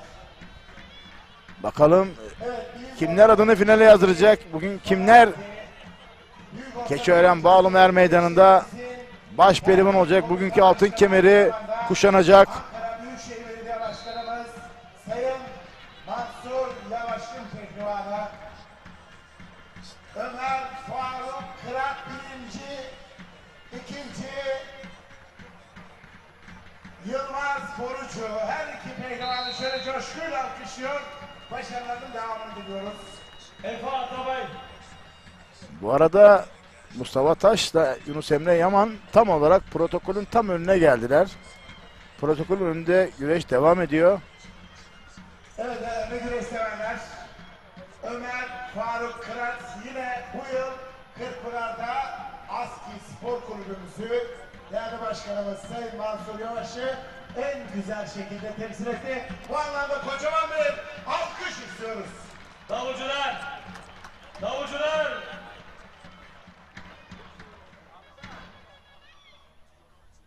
Evet kıymetli güreş severler, saygıdeğer konuklar. Yağmur yağınca karıncalar kaçarlar taş altına. Görmüş olduğunuz iki Türk aslanı final müsabakası yapacaklar baş altına. Baş pehlivanların kovulma saati gelmiştir. Evet, büyük ortam boyu pehlivanlar. Evet, başaltı pehlivanların, baş pehlivanların puanlama anonsu geldi. Mansur Yavaş adına görüşüyor. Şu anda da canlı yayın kabinimize bir güreş fenomeni, güreş efsanesi ve özellikle baş pehlivanlar daha ilk tur kuralları çektiklerinde öyle bir sürpriz yaptı ki geldi aralarına kısmetle o meşhur Kartal peşrevini yaptı ve o onlara ilham kaynağı oldu. Kim? Samsun'un ve ülkemizin yetiştirmiş olduğu güzide baş pehlivanlarından baş pehlivan Şaban Yılmaz canlı yayın konumuz. Hoş geldin değerli şampiyonum. Hoş bulduk abim. Siz de hoş geldiniz. Allah razı olsun. Özledin mi kısmet giymeyi? Nasıl bir duyguyla o kısmeti giydin, paçayı bağladın? Sen duygusal bir insansın. Gözyaşlarına hakim oldun mu? Abi anlatılmaz yaşanır. Gerçekten yılların verdiği ne bileyim ya çocukluğumuzu dönüyor tekrar baş pehlivanlık derken o kısmetin kokusunu bir hissetmek lazım. Bütün baş pehlivanlar seni böyle öyle bir ilgiyle izlediler ki onlara bir Şaban Yılmaz karakterini kabul ettirmişsin. bununla alakalı ne söylemek istersin? Bence bu çok anlamlı. Şaban. Ben kendilerine ayrı ayrı çok teşekkürler ediyorum. Gerçekten bir baş pehlivan değerdir. Bizim ülkemizde 700 yıla aşkın bir sporcu icra ediyoruz. Baş pehlivan olmak Recep abi çok zor biliyorsunuz. Zor değil, çok zor. Yani bir baş pehlivanla yükselmek için yılların, gecelerin, gündüzlerin fedakarlık ama lütfen şunu söyleyeyim, bu ataspora gönül veren herkes ve herkes bu yağlı güreşin ecdadımızın değerini bilsinler diyorum. Şimdi baş pehlivanlık çok zor dedin. Hakikaten öyle. Evet. Ama baş pehlivanlıkta da iz bırakmak çok daha zor. Hele rakiplerine o saygınlığı aktarmak çok zor. Hepsi sana saygı duydu. Hepsi seni alkışladı. Bağırlarına bastılar. Bir Şaban Yılmaz olmak ya da bu baş pehlivanlık kategorisinde saygınlığı korumak nasıl bir duygu? Recep abi şimdi şöyle bir şey. Bizim yağlı güreşte bu sahada çeşitli olaylar olur ama yani bir çatışma olur diyoruz ama gerçekten usta çırak ilişkisi çok önemli. Biz de usta çırak ilişkisini sürdürüyoruz ve çıraklarımıza örnek oluyoruz. Ben de olsam hangi baş pehlivan olursa olsun ayakta alkışlarım. Bu sahalarda emek veren herkesten Allah razı olsun. Ve sizler aracıyla tekrardan bu organizede emeği bulunan başta Mansur Başkanımıza, Yüksel Aslan Başkanımıza sonsuz teşekkürlerimi sunuyorum. Ve 3 hafta önce de buradaydınız. Gerçekten bu yağlı güreşe de destek verdi. Mesut Özaslan Doktor Mesut Özarslan evet. Keçiören Belediye Başkanımız. Evet. Yani kendi de güreş yapmış. Ve hep Mesut Başkanımızla biz abi kardeş ilişkisi hep güreşten çakalanırız. O bana dalar, ben ona dalarım. Ve o şeyi diyorum ki o konuşmasından dolayı ben kefilim Mesut Başkan öyle bir şey dememiştir. Yani öyle ağzından çıkmış olabilir ama onu kastetmedi. Onu kastetmedi abi. Yani gerçek siz de buradaydınız. Onu kastetmedi. İnşallah Mesut Başkanımız daha çok hizmet edecek güreşimize. Tabii daha çok hizmet edecek, kulüp kuracak, altyapı kuracak. Bizim nasıl yağlı güreş tesisimiz varken inşallah onlar da bir tesis kurarlar. Gerçekten bu işe gönül veren herkese sonsuz teşekkürlerimi sunuyorum. Baş pehlivanlar puanlama müsabakasına geldiler. Kozak TV, Ekin Türk TV, World Türk TV, Nokta TV ortak canlı yayın ayındayız. Son olarak yarın saat 11'de ulusal hazinemiz Taha Akgül Türkiye Güreş Federasyonu Başkanlığı için adaylığını açıklayacak. Orada olacak mısın? İnşallah abi hepimiz orada olacağız. Bizim öncelikle Mehmet Hasan değil yani. Kim hayırlıysa Rabbim ona başkanlık nasip etsin. Tabii ki Tahakkül bizim ulusal hazinemiz. Bizim tabii milli değerimiz. Yani yıllarımız geçmiş Aski Spor'da, Ankara Büyükşehir Belediyesi'nde. Gerçekten değerli bir şampiyonumuz, kardeşimiz. Bu arada İsmail Koç Hüseyin Gümüşalan'ı bastırarak adını finale yazdıran ilk baş pehlivan oldu. Evet. Tebrik ediyorum kendisini. Abi tekrardan hoş geldiniz. Çok sağ olasın. İnşallah seneye bu güreşlerimiz Kırkpınar'dan önce veya Elmalı'dan önce yaparız. Hep beraber buluşuruz. Seneye inşallah güzel bir kalıcı bir tesis yapmayı düşünüyor Mansur Başkanımız, Yüksel Aslan Başkanımız. Ve yağlı güreşe hizmet ederiz. Sporcularımızla, cazgırımızla, hakemimizle, sizlerle, medyayla hep böyle gönül vererek bu işlere imza atarız inşallah. Son olarak Şaban Yılmaz şunu hissediyor mu? Karakucak yağlı güreş artık Ankara'da, İç Anadolu'da tüm ilçelere sirayet edebilecek güç ve performansı yakaladı diyebilir mi Şaban Yılmaz? Yakaladı tabii abi. Yani bir yağlı güreşin tesisi kurmak veya bir Mesut Başkanımız inan Karakucak'ta dehşet bir ödüller verdi. Mansur Yavaş Başkanımız çok büyük bir organizasyona ev sahipliği yapıyor. Tabii, artık şimdi Ankara'da başkentimize yakışır bir Karakucak ve yağlı güreş organizasyonları artarak devam edecek. Biz bunu umut ediyoruz. Abicim şimdi şöyle bir şey. Bunu dediğin iyi oldu. Ben Güdül Belediye Başkanı'yla da biraz önce ayaküstü sohbetimiz oldu. Şaban dedi yağlı güreş biz de yapabiliriz dedi. İnşallah hepimiz bir istişare yapıp Güdül'ümüze, Kızılcahamam'a, Kazan'a bunların sayısını arttırmak istiyoruz abicim. Evet. Şaban Yılmaz varsa buralara omuz verir Allah'ın izniyle. Çünkü sen gerçekten bu çayırlardan gelen bir değersin. Dolayısıyla bir kere senin adına da bir şeyin olması, o testlerin olması bizim için de bir gurur. Sen sadece bizim değil, çayırların da güreş camiasının bir neferisin. Yüreğine sağlık Şaban Yılmaz. Ya şunu da söyleyeyim Recep Tabii abi, ki. Gerçekten bu işin mayasından geliyor. Hep beraberiz, bir aileyiz. Bu Kırkpınar'daki kurallar inşallah tekrar ele alınır ve bu perşembeden güreşip de 3 tur geçip de 4. tur hiç güreş yapmayan baş pehlivanlara inan. Bu arada Mustafa Taş finalde İsmail Koç'un rakibi oldu değerli güreş severler.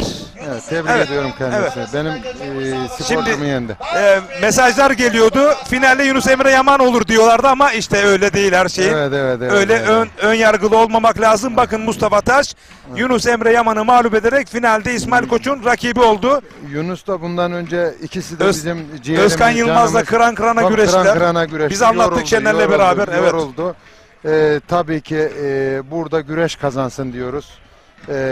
Ve Kırkpınar'a dönmek istiyoruz. Kırkpınar'a lütfen lig güreşlerinin altına almasınlar. Yanlış anlamasın kimse, istişare yapmak sünnettir. Kırkpınar bizim olimpiyatımız, değerimiz. Kırkpınar dedim mi gerçekten Kırkpınar'da şampiyon olmak, oradaki atmosferi anlatamam, yaşanır. Ve şunu da söyleyeyim başkanımıza, İbrahim Bey'e, İbrahim Türkeş başkanımız bunu da baz alacağına inanıyorum. Kurultaya gelecek misin Şaban Yılmaz çalışmaya? Çünkü çok önemli senin merkezi fikirlerin. bir yerde alsınlar abi. Lütfen Balıkesir Türkiye'nin bir ucunda alıyorlar. Ne uçak var ne bir şey var abicim. Şimdi yani Ankara'ya aslında Kızılcahamam'da hakemler kurultayı oluyor da niye bizim kurultayımız Sayın Ankara'da? Mansur Yavaş Başkanımız ya da Mesut Özarsan Başkanımız belki ev sahipliğinde. Bu da bir öneri olarak onu biliyorsun. Görüşürüz abi. Evet, İnşallah harika. onu bir istişaresini yaparız. Ama şunu söyleyeyim ve Mehmet amcalar, Hasan amcalar Ordu'dan, Antalya'dan olsun. İnan hep bizi arıyorlar. Recep abi kimse yanlış anlamaz. Hatalar düzelmek için benim gördüğüm hata, ben oğlumu alıp da Hasan amca, Hüseyin amca alıp da Kırkpınar'da güreşemiyor. Biz zembilimizi alırdık, Kırkpınar'da lisansımızı verirdik, güreşirdik çatır çatır. Orası sürprizler yeridir. Şudur budur değil. Ben şimdi belki durumu yok Hasan amcanın, Hüseyin amcanın yani lig güreşlerine çocuklarımızı götürecek durumları yok. Kırkpınar'a götürüyor. Kırkpınar bir farklı. Kırkpınar'ı kimse eritemez abi. Kırkpınar'ın önüne geçemez. İsterse 100 tane lig güreşi olsun, yanlış anlama. Yani biz Bu Şaban Yılmaz'ın fikri. Tabii. Çünkü bu 2005 yılında başpehlivanlığa ulaşmış bir Şaban Yılmaz'ın fikri. Şaban Yılmaz 50 tane lig güreşinde yenilsin, Kırkpınar'da kürsü görsün abi. Ben onu tercih ederim. Sadece Kırkpınar güreşinde üçüncülüğe 50 tane birinciliği değişmem abi. Yani yanlış anlama. Bir şey sormak istiyorum. Seyirciler soruyor. Ankara Büyükşehir lig güreşlerine girsin istiyorlar. Talip olur mu? Yani lig güreşi abi şu an erken çünkü bir oturacağımız bir sistem var. Oturacağımız sistem var. Yani lig güreşi çok erken. Şu an gözükmüyor öyle bir şey abicim. Anladım. İnşallah ilerleyen zamanlar olur mu? Bilmiyorum abi. Ben onun için Kırkpınar'dan önce güreşlerimizi alıp çatır çatır güreşmelerini istiyorum pehlivanların. İnşallah da hep beraber buluşacağız orada.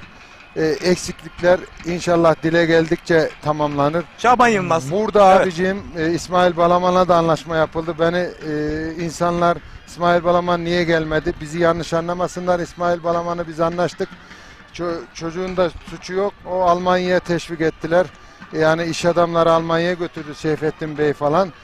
Seyfettin abiye de buradan diyorum ki yani burada anlaşılan düzeni bozmamasını istiyorum. Ben Seyfettin abinin iş adamlığına karışsam o iş yürümez.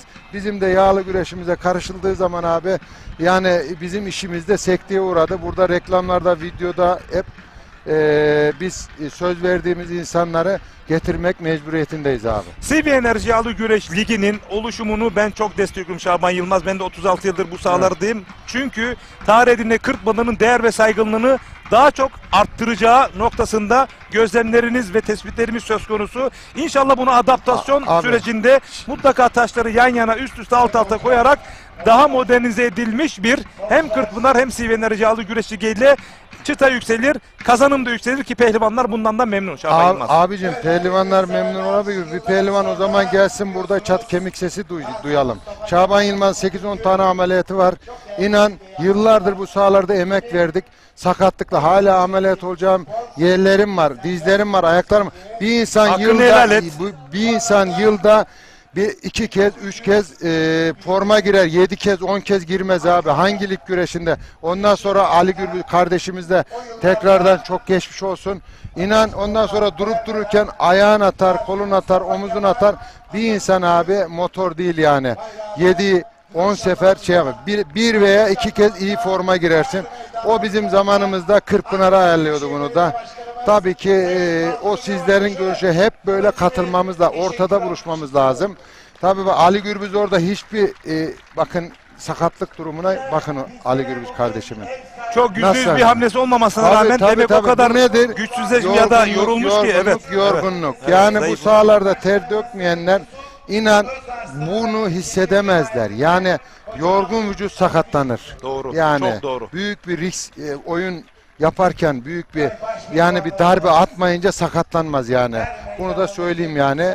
İnşallah hayırlısı olur. Enes Doğan'ı nasıl buluyorsun? Enes Doğan güreşi arayan kardeşim gerçekten umut verici bir baş pehlivanımız. Yani müdafaa yapıp da güreşmiyor. Sürekli senin gibi hep güreşi arayan, paçaları arayan. Evet. Zaten o kazan abi. Güreşi arayan kazanır abiciğim. Yani kontra atak her zaman kaybeder. Mesela şimdi şöyle bir örnek vereyim. Tabii ki. Can'ı da çok tebrik ediyorum. Kırkpınar'da 1. oldu. Mustafa Taş müdafaa. Ya şimdi ben diyorum ki mesela ya sen kasnağını veriyorsun, paçanı veriyorsun. Oradan bastırılmamak imkansız. Yani bunu verirken tedbirini alacaksın. Yani Yusufcan ne yapıyor? Güreşi arıyor. Yani her zaman müdafaa yapan kaybeder benim gözümde. Artık son olarak veda edeceğiz ama bir jenerasyon değişikliği söz konusu mu? Yani bir Şaban Yılmaz, Osman Aynur, Recep Kara, Ali Gürbüz işte böyle artık bu isimlerin yerine gençler yavaş yavaş kendilerini ispatlamaya ve kabul ettirmeye başladı diyebilir mi Şaban Yılmaz tecrübesinde? Tabii. Yani gençler geriden gelenler geliyorlar. Şunu da söyleyeyim. Ben şimdi o 40 yaş üstünü, 40 yaş 38-40'ları bakıyorum ben bizim jenerasyonu. Ben inan yanlış anlaman abi. Yani ben 45 yaşa kadar bunu nasıl zirvede yapmışım diyorum Şener abi. Yani bakıyorum. Yani adamlar benim yaşıma gelince ne yapacak diyorum. 45 yaşında şimdi Ahmet Mehmet'i sahaya ne yapacak? Ben 45 yaşına da puandan önce yenen yok. Ama kendimden bahsediyorum. Ahmet Taşçı'yı da biliyorum ben. Vedat abi de biliyorum. Cengiz Usta'yı da biliyorum. Ama gerçekten iyi yapmışız diyoruz yani abi. Serhat Balcı özelinde ne söyleyeceksin? 43 yaşında o da ilk 32'deki 3. torbada yerini aldı. Elmalı'da Ertuğrul'la 1 saat 45 dakika güreşti. O da senin gibi o performansını kabul ettiriyor 43 yaşına rağmen. Şimdi Serhat kardeşim Avrupa şampiyonu, milli sporcumuz. Bu şöyle bir şey. Serhat'ın altyapısı var puanlama. Puanlamada yeniliyor zaten rakiplerini. Ama yine de diri olabilir, güçlü olabilmen çalışıyor. Yani bir temeli var. Bir altyapısı var. Güreş eğitimden tut. Yani bırakmıyor. Ben onu sosyal medyadan takip ediyorum. Antrenmanlarını yapıyor. Bu işte yeme, dinlenme, çalışmadır Recep abi. Karadenizli bir başperi olarak Samsun Vezirköprü ve Ordu Aybası güreşleri yeterli mi senin için? Ve ne yapılmalı? Şurada bir doktrin ortaya koy Şaban Yılmaz olarak, son olarak. Son noktayı koyayım abi. Samsun'umuza milli mücadelenin başladığı yıllarda dedelerimizin mücadele edip de Mustafa Kemal'i Havzi'ye kadar 5000 atlıyla götürmüş dedelerimiz, Allah nur içinde yatırsın hepsini. Amin. Yani Samsun Büyükşehir Belediyesi'ne altın kemerli büyük bir yağlı güreş yakışır. Daha sonra yine Şaban Yılmaz, Ordu'dan Recep Karalar yetişir mi diyorsun o organizasyonlar? Bir cevher olur mu? Bir ateşler mi? Çünkü Karadeniz'de artık kısırlaşmaya başladı. Şimdi Recep abi gerçekten şunu söyleyeyim. Yani Şaban Yılmaz o ben üstüme düşen görevi yaptım. 2005'te kemer aldım, altın kemeri. İlk yaptığım iş Suat Kılıç Sayın Bakanımız Spor Bakanı'ydı. Ben dedim ki Ankara'daki spor tesisini Samsun'a kazandıralım Sayın Bakanım. Nasıl yani dedi. Yemekhane, antrenman salonu, yatakhane, 100-150 yataklı bir tesis yapalım dedik. 2005 yılını bahsediyorum. Yani o yıl 19 sene önce. Bak 19 sene önce evet. Ondan sonra abi dedim ki ben çocuklara şeyim dedim. Hiç de kendim dedim köyleri gezip kara lastik bulamayan, ayakkabı bulamayan çocuklarımıza, ihtiyaç olan çocuklarımızı oraya yerleştireceğiz. Hem okuluna gidecek, hem antrenmanı salonunu yapacak, yiyecek, içecek. Cumartesi de antrenmanı yapıp ailelerin yanına gidecek, pazar gelecek dedim. O iyi Şaban falan filan dediler. Ondan sonra o gitti, Çağatay Kılıç geldi. Çağatay Kılıç'a söyledim. O gitti, milletvekillerine söyledim. Ben gerekeni yaptım Recep abicim, gerçekten yaptım.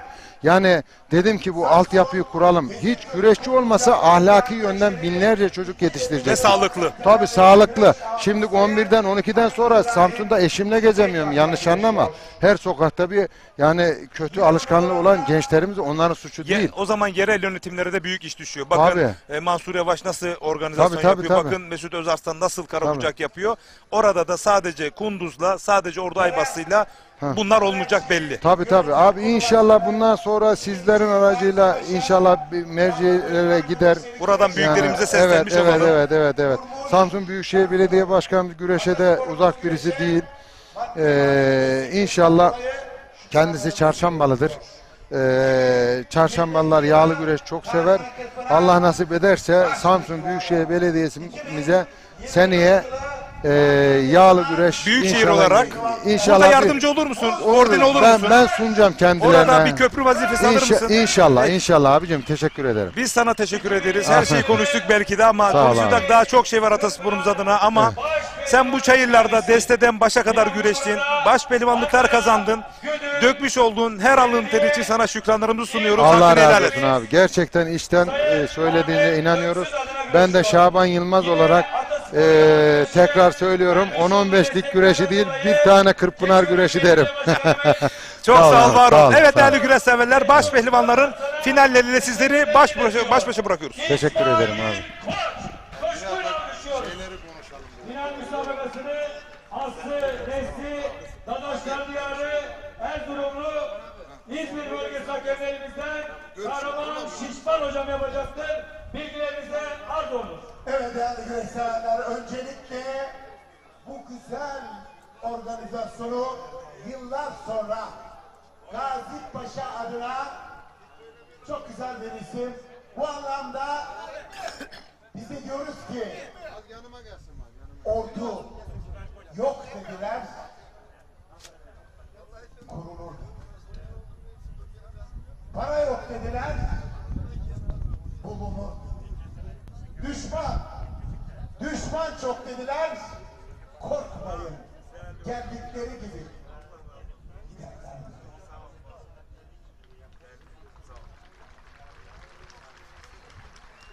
Paşam, senin adın ne dediler? Sizler gibi Kuvayi Milleti. Ya istiklal, ya ölüm. Mustafa Kemal'im dedi. Bir 300 minareyle veda edeceğiz. 300 minarenin sonunda çok güzel alkış istiyorum. Çok güzel. 300 minareden ezan sesleri midir gelen? 40 davulun sesi midir? Yoksa Koca Yusuf mudur eylenen? Er meydanımız kaynıyor. Adalı mıdır gelen? Hey! Bilekler uçu! Uyuyor musun? Kıran kırana güreşler var. Duymuyor musun? Efendim, saygılarımızı sunuyoruz. Allah Allah! İllallah! Muhammedur Resulullah! Haydi aziz seyircim, baş pehlivanlarımıza o öpüle selleri hazırlayın. Hep birlikte alkışlar diyelim maşallah. Haydi aslanlar, Allah derman versin. Evet değerli güreş severler, World Türk TV, Ekin Türk TV, Koza TV, Nokta TV ortak canlı yayın ağında artık gün sonunda baş pehlivanlar için son kez Allah nidaları yükseldi. Ankara, Keçiören, Bağlum, Er Meydanı'nda Mustafa Taş mı, İsmail Koç mu? İkincisi yapılan Gazi Anma Şenlikleri Yağlı Pehlivan güreşlerinde baş pehlivanlığa bakalım. Kim uzanacak? Şener Sar hocam öngörülerin ve yorumlarını alalım. Baş altında puanlama mücadelesi var. Evet. Yine söz sende. Evet, baş altında Dündar Şan'la Efe Atabey mücadelesi. Diğer tarafta İsmail Koç ve Mustafa Taş. Evet, sezona flash bir giriş yapan Mustafa Taş Kırkpınar'da perçinledi. Final yaptı. Kendini gösterdi. İsmail Koç inişli çıkışlı bir grafiği oldu. Sakatlıklar yaşadı. Tam istediğini alamadı diyebiliriz. Ama bugün daha istekli gördüm, daha hırslı gördüm İsmail Koç'u. Mustafa Taş da istekliydi ama baktığımızda müsabaka tabii ki ortada bir mücadele olacak. Kıran kıra bir mücadele olacağını düşünüyorum. Recep Tosun hem İsmail Koç hem Mustafa Taş özeline baktığımız zaman tabii ki Ankara'daki böyle büyük bir organizasyonda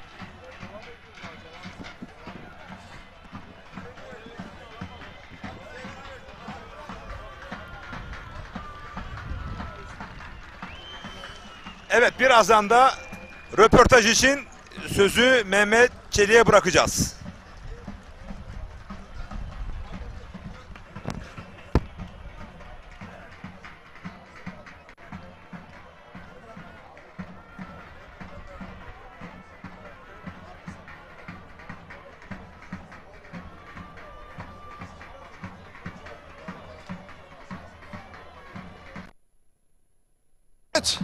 Onlar yüreklerinden destek vererek somut olmayan kültür mirasımıza hayat veren seçilmiş belediye başkanları, Keçiören Belediye Başkanı final öncesinde Mesut Özaslan aslanlar gibi bu güreşinde sponsorluğunu yaptı ve en büyük ödüllerden birisinde Feyzullah Aktürk geçtiğimiz günlerde yine bu er meydanında almıştı ve sevgili başkanım final öncesindeyiz. Heyecan Evet. dorukta. Sizi dinlemek istiyoruz. Vallahi öncelikle bugün gerçekten de kıran kırana güzel bir mücadele oldu. Bizim de beklentimiz buydu. Haykırışımız da buydu geçmişten beri. İnşallah daha bu genişler. Burası dedik her zaman yine söylüyoruz. Hazreti Hamza'nın er meydanı. Türk'ün kültür kodlarının er meydanı. Biz istiyoruz ki burada yiğitler gibi güreşler olsun ve oluyor. Demek ki oluyormuş bu işler. Evet. Ve her yerde de olacak. Buna da inanıyoruz. Geçtiğimiz elmalı güreşleri de çok güzel geçti. Tebrik ediyorum düzenleyenleri. Yani bundan sonra daha da bu ivmelenecek. Yani bu işin Ahmet Ayık üstadımızın dediği gibi güreşin hepsinin bizim için kıymeti var. Hepsi Türk için değerlidir. Tabi her birinin bir şeyi vardır. Ya bazıları kültür kodlarının aktarımı geleneksel halde gider. Bazıları da mindere göndermek için gider. Sonuçta Türk güreşine önem vermemiz lazım. Bugün ikincisini düzenlediğimiz ne güreşleri var burada? Gazi Paşa'yı anma güreşleri. Bunun anlam ve önemi o kadar büyük ki. Seneler önce burada biliyorsunuz 1932 yılında Gazi Mustafa Kemal Atatürk'ümüz güreşler düzenletmiş. 15 Ekim'de. Biz bunu geçen yıl yaptık. Biraz daha havalar soğuyacağını düşündüğümüz için bir hafta önceye aldık. Ama aynı anma şenliklerinde devam ediyoruz. Yani kısacası uzatmayayım. Biz güreşe Ankara olarak başta Mansur Yavaş Başkanımız ve Keçiören Belediye Başkanı olarak biz de her türlü desteğe vermeye hazırız. Ama güreşin itibarını yukarılarda tutarak. Burada bu mesajı zaten yüreğinizden basın toplantısında da canlı yayında ekranlara taşıdık. Güreş seyircisi sizi biraz daha yakinen tanımış oldu. Sevgili başkanım tabii Yüksel Aslan ASKİ ve başkanı, spor kulübü başkanı. Ben de AS başkanıyım. AS başkanı da sizlersiniz. Geçmiş Güreşten dönem sorumlu. vekilimiz. Sevgili başkanım, şimdi 22'sinde özellikle Orhan Gazi Şehir Parkı'nda Maltepe'de Ulu Gazi anma güreşleri 4. yılına gidecek. Çok güzel. Ekrem İmamoğlu Başkanı'nın başlattığı, yaktığı bu meşale 86 yıl sonra başlamıştı. Siz 92. yıl sonrasında da burada bu meşaleyi sürdürüyorsunuz. Peki bundan sonra da geleneksel güreşlere, yağlı güreşe, kara kucağa ne olursa olsun geleneksel güreşlere sevgili Mesut Özarslan'ın destekleri bu güreşlerden sonra nasıl olacak efendim? Birincisi ben Türk evladıyım. Bununla gurur duyuyorum. İkincisi Sivas'ın evladıyım. güreş geçmişi olan bir insanım. Atasporumuza olan inanılmaz derecede ehemmiyetimiz yüksektir. Mansur Başkan'ın da benim de belediye başkanlığımızda bu iş zirveye çıkaracağız. Özellikle Ankara güreşin merkezi olacak. Teşvik ediyoruz diğer belediye başkanlarımızı. Nasip olursa diğer ilçelerimizde de çoğaltacağız. Ankara'yı güreşin merkezi yapacağız.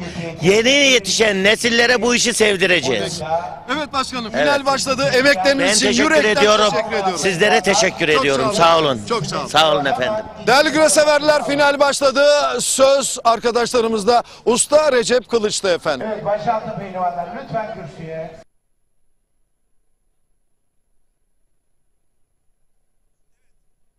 Röportajı tamamlandı ve baş pehlivanlık final mücadelesi kaldı. Değerli güreş severler, İsmail Koç mu, Mustafa Taş mı?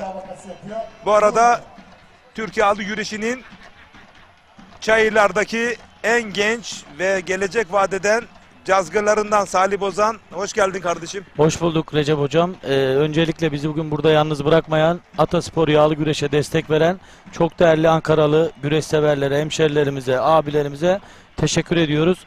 Cenab-ı Allah Müslüman Münevver Türk gençliğini er meydanlarından eksik etmesin. Sizlerin de bize çok büyük katkısı var. Evet, bugün burada Ekin Türk TV, World Türk TV, Koza TV, Nokta TV ortak canlı yayın ayındayız. Bir mesajım var, onu alalım.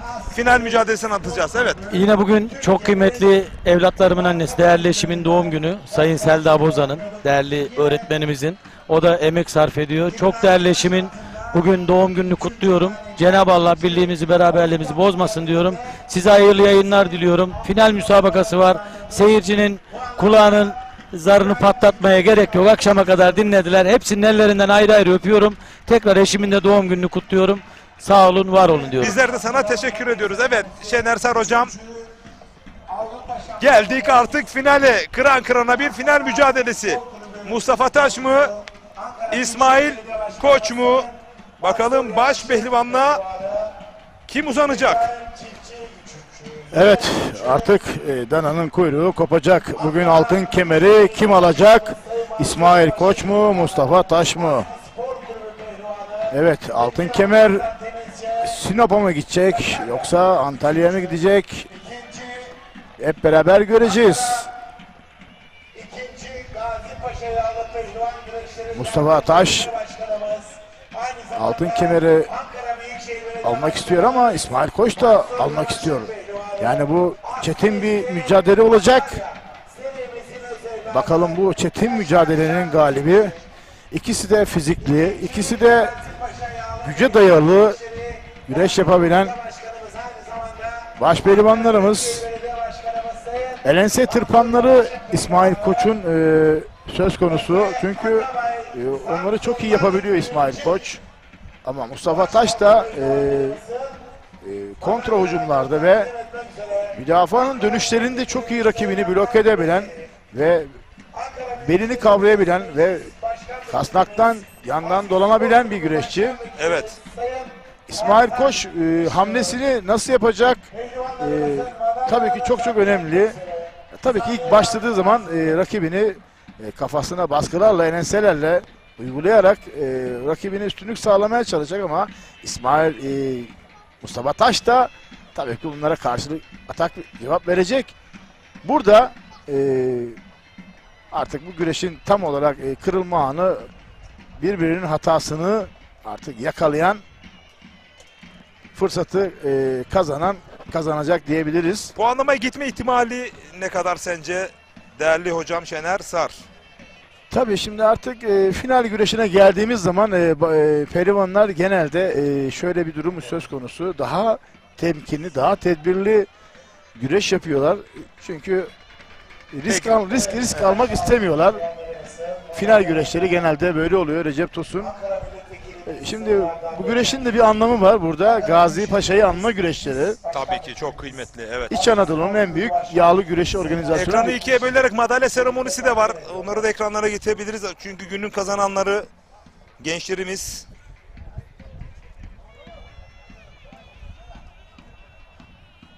Evet, ASKİ Spor Kulübümüzün şampiyon pehlivanlarına Başarılarının devamını diliyorum. Yavaş yavaş Ankara'da hava soğumaya başladı. Saatimiz 19.00'ı gösteriyor. Ankara'nın en yüksek yeri Bağlum'dayız. Keçiören Bağlum. Tepedeyiz. Akşam serinliği Ankara'nın artık Eylül ayından itibaren artık Ankara'da geceler soğuk oluyor ve ama şu anda hem çok aşırı bir soğuk yok, yağmur yok. Artık final güreşindeyiz. İsmail Koç mu, Mustafa Taş mı? Bu arada hava sıcaklığı da 27 santigrat derecede. Gün başında 30 dereceye yakındı. 3 derece kadar bir soğuma söz konusu.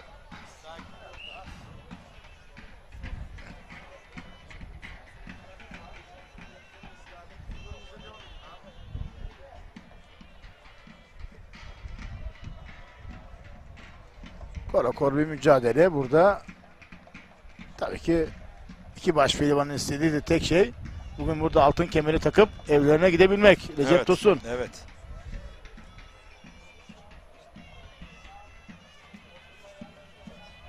Bu arada sevgili dostumuz Mithat Dim bizi izliyor.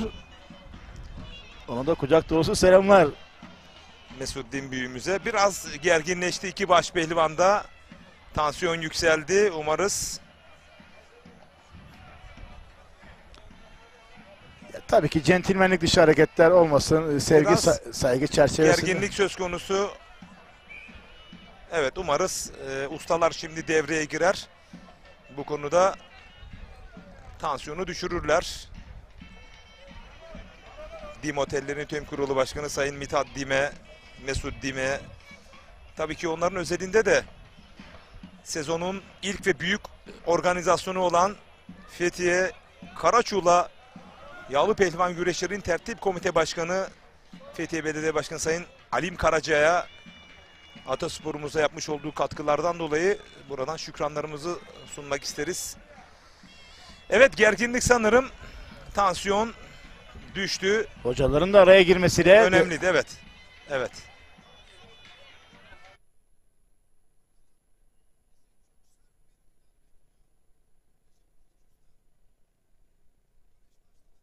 Halin, evet, biraz tansiyonun yüksek olduğunu ifade etmiştik.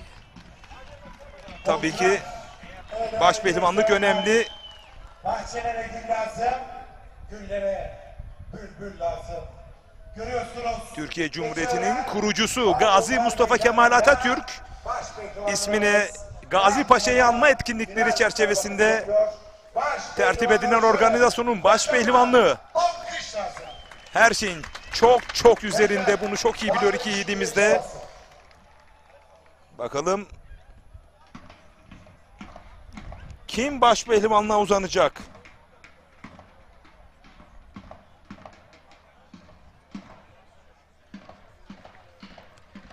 Bu arada Mustafa Taş gözüne acaba parmak mı geldi? Tabii ki isteyerek olmayan bir şey. Maçın müsabakanın hakemi Kahraman Şişman, İzmir bölgesinden Kırkpınar. Meydan baş hakemi Kahraman Şişman. Sevk ve idare ediyor.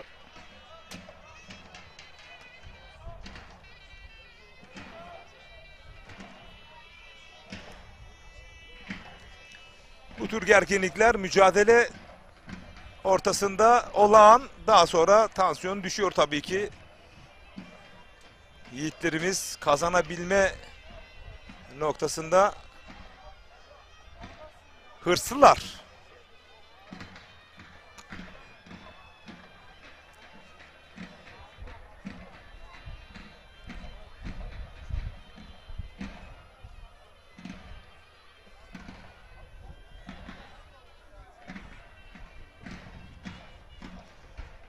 Bu yıl İsmail Koç sanırım bir kez baş pehlivanlığa uzandı ya da finalde mi kaybetti bilmiyorum. Yani bu baş pehlivanlığı çok istiyor. Mustafa Taş İstanbul'da baş pehlivanlığı var. Birçok yerde finali de var. Tabii ki kariyerleri adına sezonda en son Çatalca'da baş pehlivan oldu biliyorum. Mustafa Taş. Recep Tosun.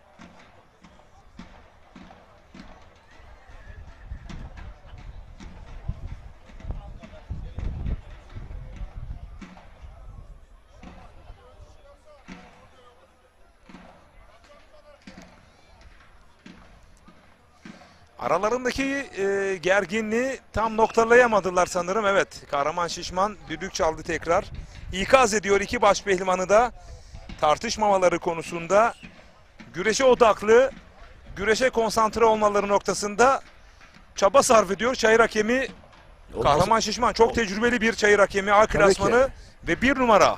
Yani Recep Tosun burada müdahale etmesi gerekiyor. Artık daha çok güreşin içerisine çekmeye çalışıyor. Eğer ki bu konuşmalar, bu dalaşmalar devam ederse yani iki tarafa da sarı kart gösterilmesi gerektiğini düşünüyorum.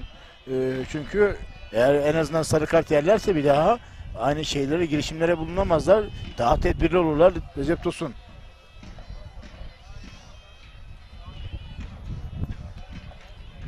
Ankara Büyükşehir Belediye Başkanımız Sayın Mansur Yavaş himayelerine tertip edilen Gazi'yi anma, Paşa'yı anma güreş organizasyonunun final anındayız. Baş pehlivanlık final güreşindeyiz. İsmail Koç mu, Mustafa Taş mı?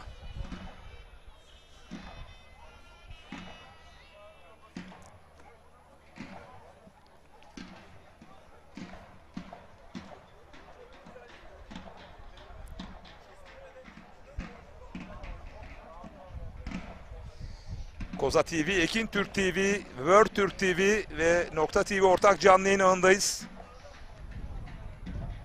Önümüzdeki hafta cumartesi günü Zonguldak Kozlu Er Meydanı'nda olacağız. Pazar günü de 2 güreş var İstanbul ve Kahramanmaraş Bertiz Boyalı. Recep Tosun yani burada artık parmaklar çalışmaya başladı diyebiliriz. Gözler ikide bir tabii ki.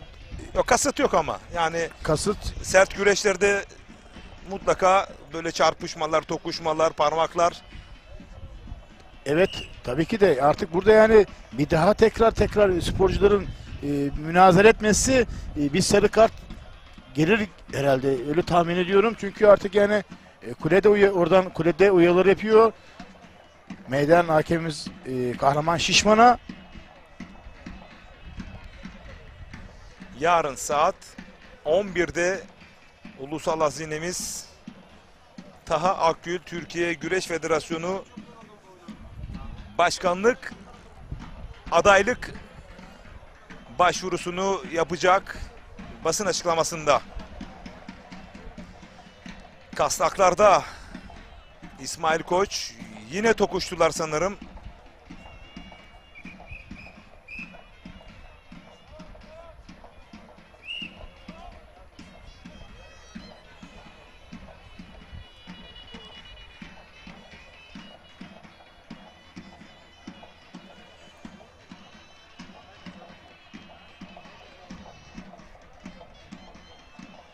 Müsabakanın seyri tabii ki biz isteriz ki yani daha hareketli olsun, daha mücadelede sertlikler ama çok da stabil değil. Yani kasnaklara göğüs çaprazını ara İsmail Koç arıyor. Mustafa Taş zaten güreş taktiği daha çok bekleyerek ve kontra hücumlarla.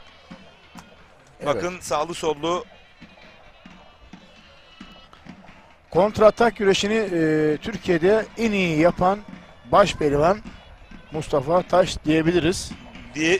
Demeyelim, kesinlikle o. Kesinlikle o. Yani diyebiliriz değil, diyelim. Yani ayaklarını çok iyi kullanabiliyor. Sağ ayağını, sol ayağını ve o ayakların karşılığında kontra hücumları çok iyi yapabiliyor. Ve oradan dolanarak, kafaya basarak bunları çok iyi yapıyor. Ve her zaman da güvendiği ayağı, sol ayağını hep önde Recep Tosun, evet. Farkındaysan. Bakalım puanlamada nasıl bir taktik ortaya koyacaklar. Artık puanlama güreşine doğru güreşin evrildiğini düşünenlerdenim. Ama çok bir istekli bir İsmail Koç görüyorum. Yani iyi de gördüm bugün.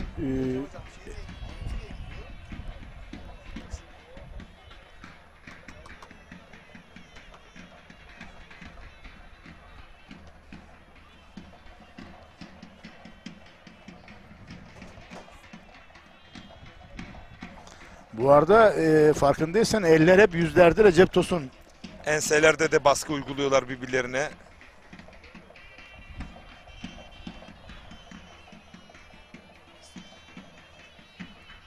Baş pehlivanlarımızın puanlama saati Evet. gelmiştir. Puanlama anonsu geldi. Artık son şeydeyiz. Aslında ben şunu söyleyebilirim. Evet, şu anda da ekranlarda Ankara Büyükşehir Belediye Başkanımız Sayın Mansur Yavaş, Ankara Keçiören Belediye Başkanımız Sayın Doktor Mesut Özarslan şu anda pür dikkat güreşleri izliyorlar. Yılmaz Arslan da Aski Spor Kulübü Başkanımız takip ediyorlar. Büyük bir heyecanla. Bakalım altın kemeri hangi baş pehlivanın boynuna takacaklar. Yarım kalmıştı benim aslında fikrim. 36 yıl bu çaylarda güreşmiş eski bir pehlivan, son 13 yılında güreş anlatan bir spiker olarak puanlama anonsu geldiğinde talimatname ve yönetmelikte ben güreşin duraksamadan, yani su ve bez molası yapılmadan puanlama anonsuyla birlikte devam etmesi hususunda benim bir öngörüm söz konusu. Çünkü bu su ve yağlanma, işte soluklanma, bez alma süreyi, puanlama süresini de oldukça uzatıyor. Uzun uzadıya bir soluklu bir puanlama oluyor.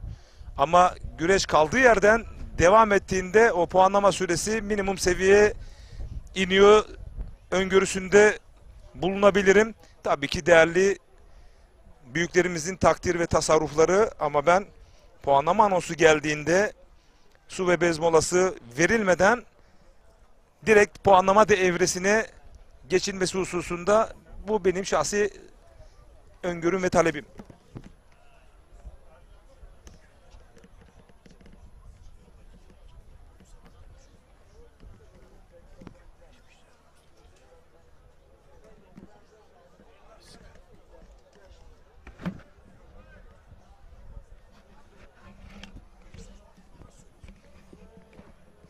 Bu arada Aski Spor Kulübü Başkanımız Yüksel Arslan, düzeltmek isterim, özür diliyorum.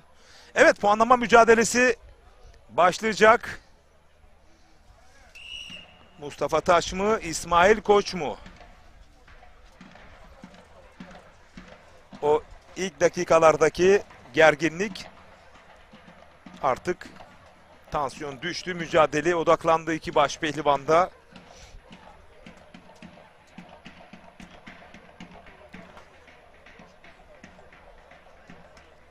Artık hata yapanın kaybedeceği anlardayız Recep Tosun. Altın puandayız.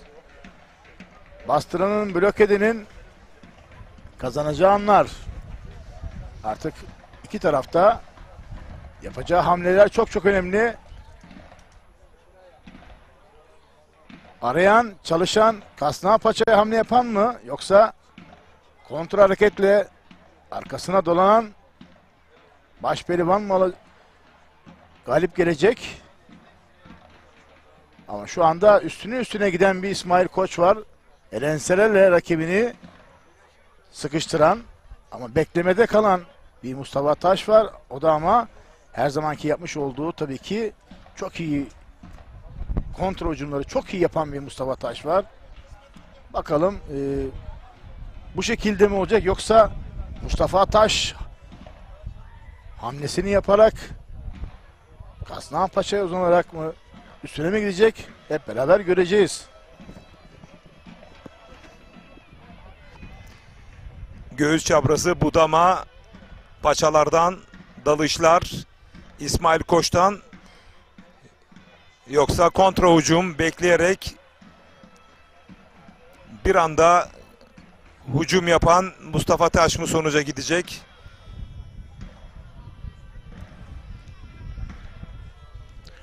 Tabii o alanları bulabilmek çok önemli. Hem Mustafa Taş özelinde hem İsmail Koç özelinde tabii ki rakibin o açıklarını bulabilmek, kasnağı paçayı bir anda ikisini aynı anda getirebilmek çok önemli. İkisi de yerde dizlemeyi sevmeyen iki baş pehlivanımız, hem İsmail Koç hem Mustafa Taş da dizlemeyi sevmiyorlar. Daha çok kasnağa baskı ve enseye baskıyla rakibi bunaltıp bir anda paçayı bulup da yüklenebilen isimler. Bakalım o Mustafa Taş sol ayağını hep yine önde, sol ayağı önde ve İsmail Koç'un sağ ayak önde güreşiyor. Çok güvendiği sol ayağı Mustafa'nın önde ama dediğimiz gibi burada rakibi yandan çekerek yan kasnaktan önüne alarak rakibi önüne alabilecek mi ya da paçaya uzanabilecek mi? Hem Mustafa Taş hem İsmail Koç.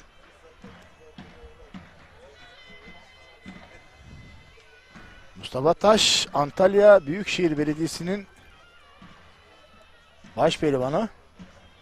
İsmail Koç herhangi bir belediyenin bildiğim kadarıyla herhangi bir belediye değil mi? Recep Tosun benim bildiğim kadarıyla.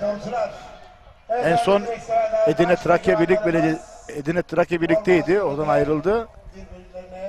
Galibiyet sağlayamadıklarından dolayı Kocaeli. Evet. Aslen Konyalı.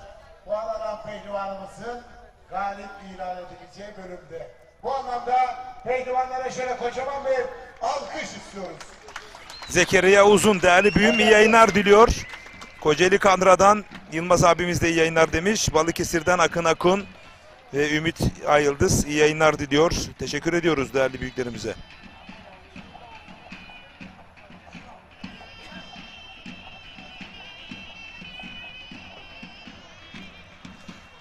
Koza TV, Ekin Türk TV, World Türk TV ve Nokta TV ortak canlı yayınındasınız. Değerli güreş severler. Bir tek dalma girişimi Mustafa Taş'tan boyundurukta karşılık verdi İsmail Koç. Sert bir boyunduruktu. Şu anda ışıklar yandı. Bağlum Er Meydanı'nda Keçiören'deyiz.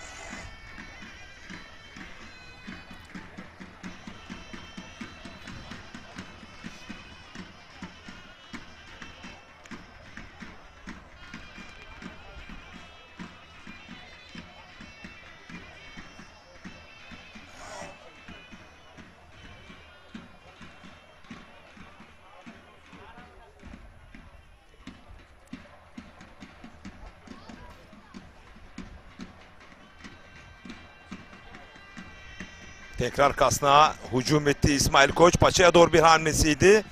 Hemen savuşturdu Mustafa Taş.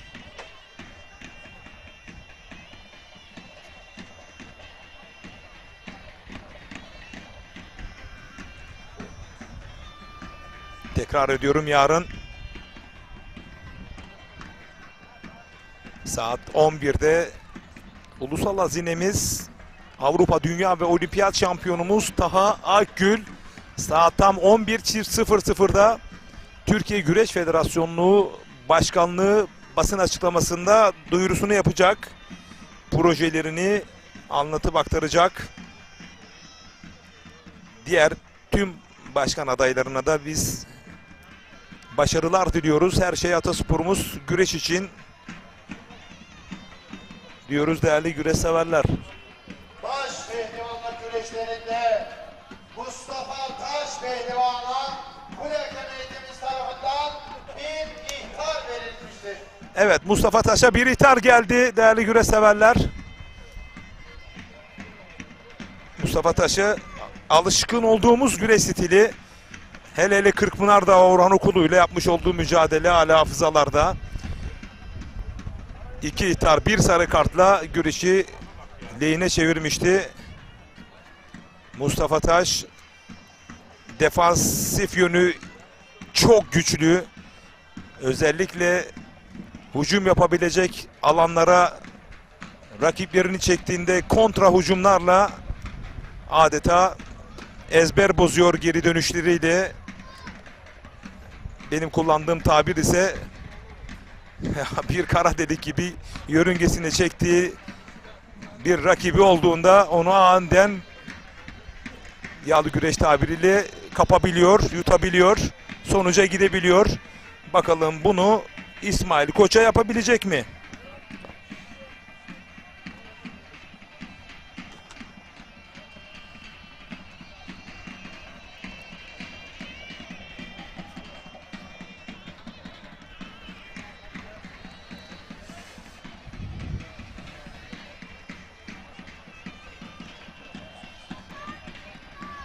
Birçok güreş severimiz mesaj yollamış. Hem Koza TV hem Ekin Türk TV'ye hem World Türk ve Nokta TV'ye, tabii ki Sayın Ahmet Yılmaz Koza TV Yönetim Kurulu Başkanı, Selahattin Bey Ekin Türk TV Yönetim Kurulu Başkanı, Sayın Cezmi Çiçek Nokta TV Yönetim Kurulu Başkanı ve Adem Erdağ World Türk TV Yönetim Kurulu Başkanı, Atasporumuz adına ortak canlı yayın ağıyla hizmet etmeyi şiar edilmiş değerli büyüklerimize sizlerin aracılığıyla ben de teşekkürlerimi iletiyorum. Her şey Ataspor'un için. Rekabet yok. Hizmet var. Hizmet yarışı var. Artık hatanın affedilemeyeceği bir andayız. Neden? Eğer yapacağınız bir hata kaybetmeniz anlamına geliyor. O yüzden çok dikkatli iki baş pehlivan. İsmail Buradan Koç. güreşin hakkını verenler sosyal medya portalı yöneticisi Salih Kaya'ya da bir selam yollamak ister misin? Tam bir güreş neferi, güreş sevdalısı. O da hiçbir beklenti içerisinde olmadan bütün zamanını, vaktini evinde Atasporumuz güreşine daha geniş kitlere ulaştırabilmek için. Bir dalma girişimi Mustafa Taş'tan savurttu. Evet, Salih Kaya'dan bahsediyoruz. Salih Kaya Ataspor'u güreşe çok destek veren, varını yoğunu kendini mesainin adadı, evet, güreşe adamış bir nefer. Kendini adamış birisi. Keza Pehlivan TV'de, keza Yağlı Güreş Pehlivanları. Sosyal medya adreslerimiz. Onlara da Ali'ce teşekkür Bu arada ederim. Bilal Kıvrak iyi yayınlar diliyor. Eniştem İsmail Koç'a başarılar, Mustafa'ya da başarılar diliyorum diyor. Eski bir güreşçi kardeşimiz, mimar. Evet, yüksek mimar Bilal Kıvrak. Bir beyefendilik abidesi kendisi. Bilal Kıvrak kardeşim. Bilal hocamıza da kucak dolusu selamlar. Bu çaylar da ter dökmüş bir yiğidimiz, pehlivan. Döşeme altına. Bu arada paçaya uzandı. Bir budamak istedi ama çok güçlü. Sol ayağı çok güçlü Mustafa Taş'ın. Sol paçasına uzandı. Oradan budamak istedi ama çok güçlü kaldı Mustafa Taş. Çok diri gördüm ben İsmail Koç'u, Recep Tosun. Yanılıyor muyum yoksa yani çok daha istekli, çok daha diri gördüm fiziksel anlamda İsmail Koç'u. Ama bir çift alma, tekrar bakın burada yandan dolanabilecek mi? Boyunduruk. Yine paçaya uzandı, budadı, boşa düşürdü. Henüz puan yok. Paçaya uzandı, kaçırdı. Müthiş bir mücadele. Türk Yağlı Güreşi'nin prensi İsmail Koç, Türk Yağlı Güreşi'nin taş gibi pehlivan Mustafa Taş. Paçaya uzandı, sağ paçasına. Yakaladı mı? Bakıyoruz, zorluyor. Boyundurukla karşılık verdi. Bir kez daha. Bu kez hamleler Mustafa Taş'tan. Bir İsmail Koç, bir Mustafa Taş. Kasnağını kurtarmak istiyor. Sağlı sollu hamleleri söz konusu. İsmail Koç'un. Sert bir elense. Yine tek daldı. Paçaya uzandı. Dış kasnakta İsmail Koç. Mustafa Taş mı, İsmail Koç mu? Dış kasnakta, yan kasnakta. Paçaya uzandı Mustafa Taş. Ayağa kalktı. Zorluyor. Paçada ve kasnakta ikisi de güreşi ayağa çektiler değerli güreş severler. Müthiş bir final mücadelesi. Gazi Paşa'ya yakışır, Ankara'ya yakışır, Büyükşehir'e yakışır. Keçiören Bağlum Er Meydanı'na yakışır bir mücadele. Geri geri adımlıyor Mustafa Taş. Bir ikaz mı gelecek? Bakalım. Evet, düdüğü çaldı. Çayrak Kemiği Kahraman Şişman İçeriye davet ediyor Mustafa Taş'ı. Çok iyi gördüm İsmail Koç'u. Sanki eski günlerine dönüş sinyali verdi. Evet, bu arada seyirciler de çayır içine doğru heyecana kapılarak adeta sürüklendiler ama Kahraman Şişman içeriye kadar davet etti. İki yiğidi de. Recep Tosun, Mustafa Taş 2'dir, 3'tür güzel ataklar yaptı. Dalmalar girişimi yaptı. Sonuç çıkmadı. Sanki bayağı bir orada bir efor sarf etti diye düşünüyorum. Evet, Herkes yerine otursun. Sahaya müdahale Evet, etmeyin. mücadele kaldığı yerden devam ediyor ama artık yavaş yavaş makas aralığı sonuca doğru kapanmaya başladı diyebilirim. Her an puan ya da puanlar çıkabilir. İsmail Koç bu dakikalarda biraz daha yüklenmeye, Mustafa Taş da geri adımlamaya başladı. Kasnak'ta bir koltuk altı arayışı içerisinde mi?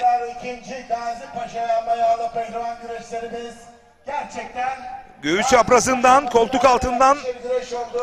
hamle yaptı. Her iki pehlivanı tekrar şöyle coşkuyla alkışlıyoruz. Mehter Vur. Ben şöyle bir gözlemliyorum. Recep Tosun, Mustafa Taş'ta bir yorgunluk belirtisi.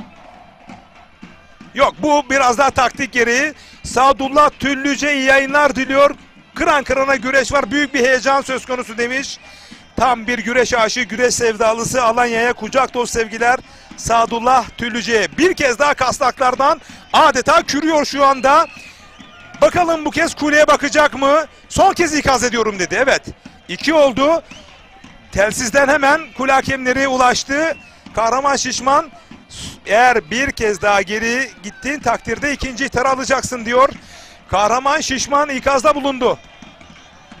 Evet, Recep Tosun artık ikaz geldi Mustafa Taş'a, çünkü ikidir İsmail Koç rakibini kasnakla paçayla arayarak dışarı doğru çıkardı ve bu çıkarmalar tabii ki Mustafa Taş'a yansıyacak. Bunu da belirtelim. Şu anda İsmail Koç'un söz konusu çift kasnakta eli güreşi daha çok aramakta. İsmail Koç, Mustafa Taş ise daha çok güreşi geride takip ediyor ve şu anda yine bir dışarı küreleme, sürme durumu var rakibini. Zabıta arkadaşlar da. Evet, ikinci ihtar. Evet. 2 ihtar Mustafa Taş. Mustafa Taş pehlivanımıza bu deklemeyetimiz tarafından pasif güreşliğinden dolayı ikinci ihtar verilmiştir. Evet, sağ kaptanı. Hakikaten final güreşine yakışır bir mücadele. Gazi Paşa'ya yakışan bir güreş oldu. Recep Tosun Ankara'da. Ankara'da atasporumuz güreşin ayak sesleri eminim ki tüm Türkiye'den duyulmakta. Daha 3 hafta önce Karakucak güreşlerinde Cumhuriyet tarihinin en büyük ödülü, en büyük Karakucak güreşlerine sahne almıştı. Bu Bağlumer Meydanı ve şimdi de Gazi Paşa'yı anma etkinlikleri çerçevesinde yapılan yağlı güreşlerde de kıran kırana bir final mücadelesi var. Yine tek daldı, uzak kaldı, savuşturdu İsmail Koç. Sert bir elense dağıtmak istediği Mustafa Taş'ı. 2 ihtarı var Mustafa Taş'ın. Tehlike çanları artık Mustafa Taş için çalmaya başladı. Burada ekstra hücumlar, kontra hücumlar yapmak durumunda Mustafa Taş. Sağ eli kasnakta İsmail Koç. Bu kez geri adımlamıyor Mustafa Taş. Artık risk almak zorunda Mustafa Taş. Artık yorgunluk Mustafa Taş'a artık vurmaya başladı. Bir yandan da 3. ihtar riski var. Eğer ki İsmail Koç aynı şekilde çift kasnaklı eli rakibini ararsa, dışarı doğru çıkartırsa söz konusu bir 3. ihtar gelebilir. Ama Mustafa Taş'ın kesinlikle bir atak yapması lazım.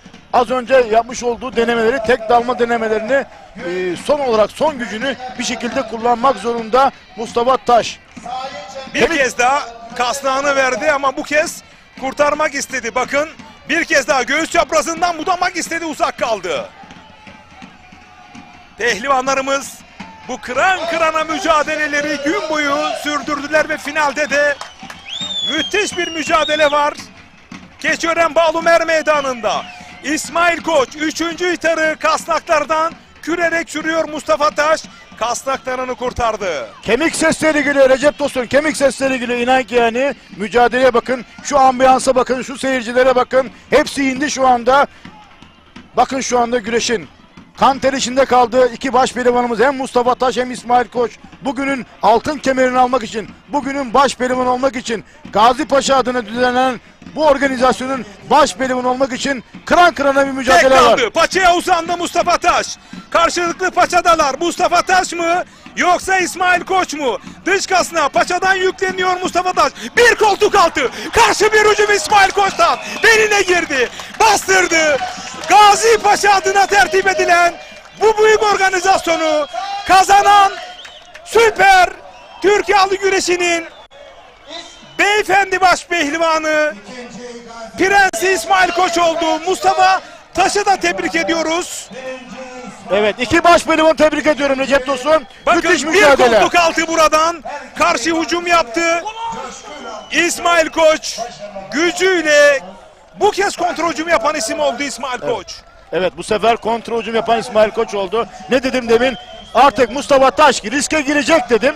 Ama girdi, ama o yorgunluk artık ona Mustafa Taş'a vurdu artık. İsmail tezahüratları Ankara Keçiören Bağlımer Meydanı'nda değerli güreş severler. Çok güzel bir ambiyans var burada değerli güreş Şimdi severler. sözü Mehmet Çelik'e bırakıyoruz. Gazi Yanma Yağlı Pehlivan güreşlerinde Sayın Mansur Başkanımızın himayelerine yapılan bu güreşlerde burada Güdül Belediye Başkanımız, Güdül Belediye İl Meclis üyemizle beraber sonuna kadar mücadele ettik. Burada görüyorsunuz beni desteklemeye gelen çok değerli güreş sever halkına çok teşekkür ediyorum. Uzun bir zamandır sakatlıklar içindeydim. Sakatlığım hala geçmedi. Buradan bu birinciliğimi rahmeti Rahman'a kavuşan babam İbrahim Koç'a hediye ediyorum. Amin. Aileme, çocuklarıma hediye ediyorum bunu. Mustafa kardeşimiz bu sene final yaptı. Kırkpınar'da. Çok güzel bir mücadele oldu. Yani bugün ben yendim, yarın o yener. Bu işler kardeşlik, saygı, sevgi çerçevesinde olursa çok güzel olur. Ben burada bugün sonuna kadar savaştım ve birinci oldum. Beni buradan destekleyen bütün sevenlerime armağan ediyorum.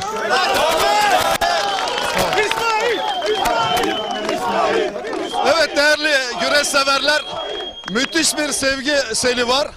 Tabii biz de elimizden geldiği kadar nabzı tutmaya çalıştık. Şimdi Allah nasip ederse tören zamanı. Gün uzun oldu ama final muhteşem oldu. Şimdi tören zamanı. Evet, madalya seremonisi birazdan yapılacak. İsmail Koç zirvede, Mustafa Taş ikincilikte.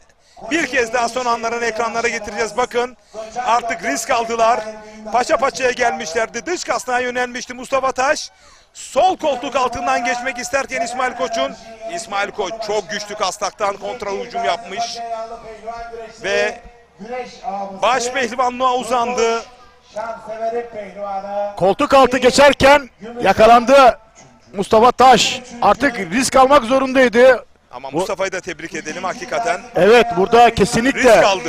Koltuk altından geçmek istedi. Risk helal aldı. olsun iki baş pelivana. Burada bugün gerçekten kıran kırana güreşler oldu.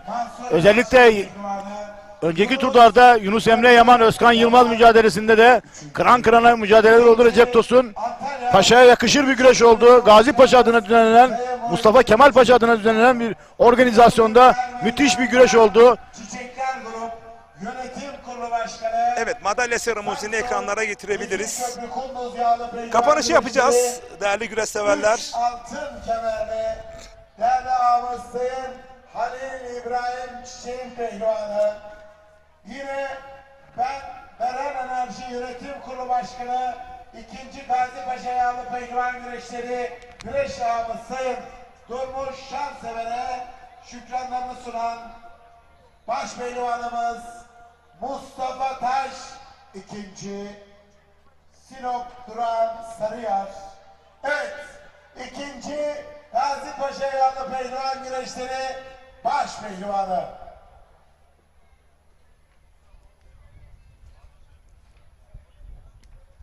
İsmail Koç 1. Sanırım İsmail Koç'un bu sene ilk şampiyonluğu mu? Ben ilk şampiyonluğu olarak görüyorum. Evet, tokalaştılar. Bakın tokalaştılar, helalleştiler. Güreşte gerilim olabilir. Centilmenlik budur işte. Atasporu güreş budur. Her şey saha içinde kalır Recep Tosun. Evet. Saha bitti mi, güreş bitti mi, kardeşlik, abilik, ustalık, çıraklık devam eder. Atasporumuz güreşte. Hepsi bizim, bu pehlivanların hepsi bizim. Bu yiğitler Ataspor'u güreşi devam ettiriyorlar. Onlar bizim gurur kaynağımız. Hepsi bizim. İsmail de, Mustafa da, Hüseyin de, Yunus Emre de, Ali de, hepsi bizim. Orhan da bizim, Enes de bizim. Hepsi bizim çocuklarımız. Bilal Kıvrak diyor ki eniştemi İsmail Koç'u da Mustafa Taş'ı da tebrik ediyorum abi diyor. Çok kıran kırana güreş yaptılar diyor. Evet, gerçekten biz de anlatırken burada zevkle anlattık. Zevkle değerli güreş severler, bizi ekranları başında izleyenler de evet, madalya töreni başladı. Yine Ankara Milletvekilimiz Sayın Adnan Bekeri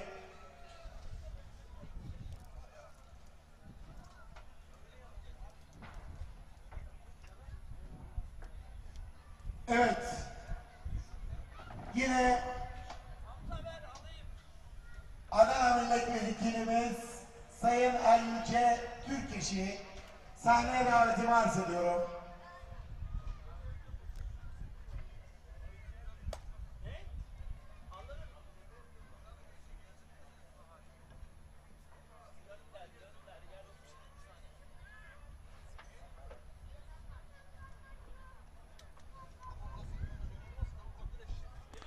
Bu arada madalya merasiminde tabii ki Ankara Büyükşehir Belediye Başkanı Mansur Yavaş, orada yine Musavvat Dervişoğlu İyi Parti Genel Başkanı, o da orada, Keçiören Belediye Başkanı Mesut Özarslan, o da orada, milletvekilleri orada, Atasporu güreşe Ankara gerçekten değer veriyor. Recep Tosun. Evet, Yüksel Arslan Askispor Kulübü Başkanımız da orada. Abdullah Çakmar, o da orada. Kazanan Türk güreşi oldu değerli güreş severler. Şaban Yılmaz, o da orada. Ne mutlu bu yiğitlere, bu er meydanı bu şekilde olduğu sürece sahalar, er meydanı pehlivansız kalmayacak. Bunu belirtelim.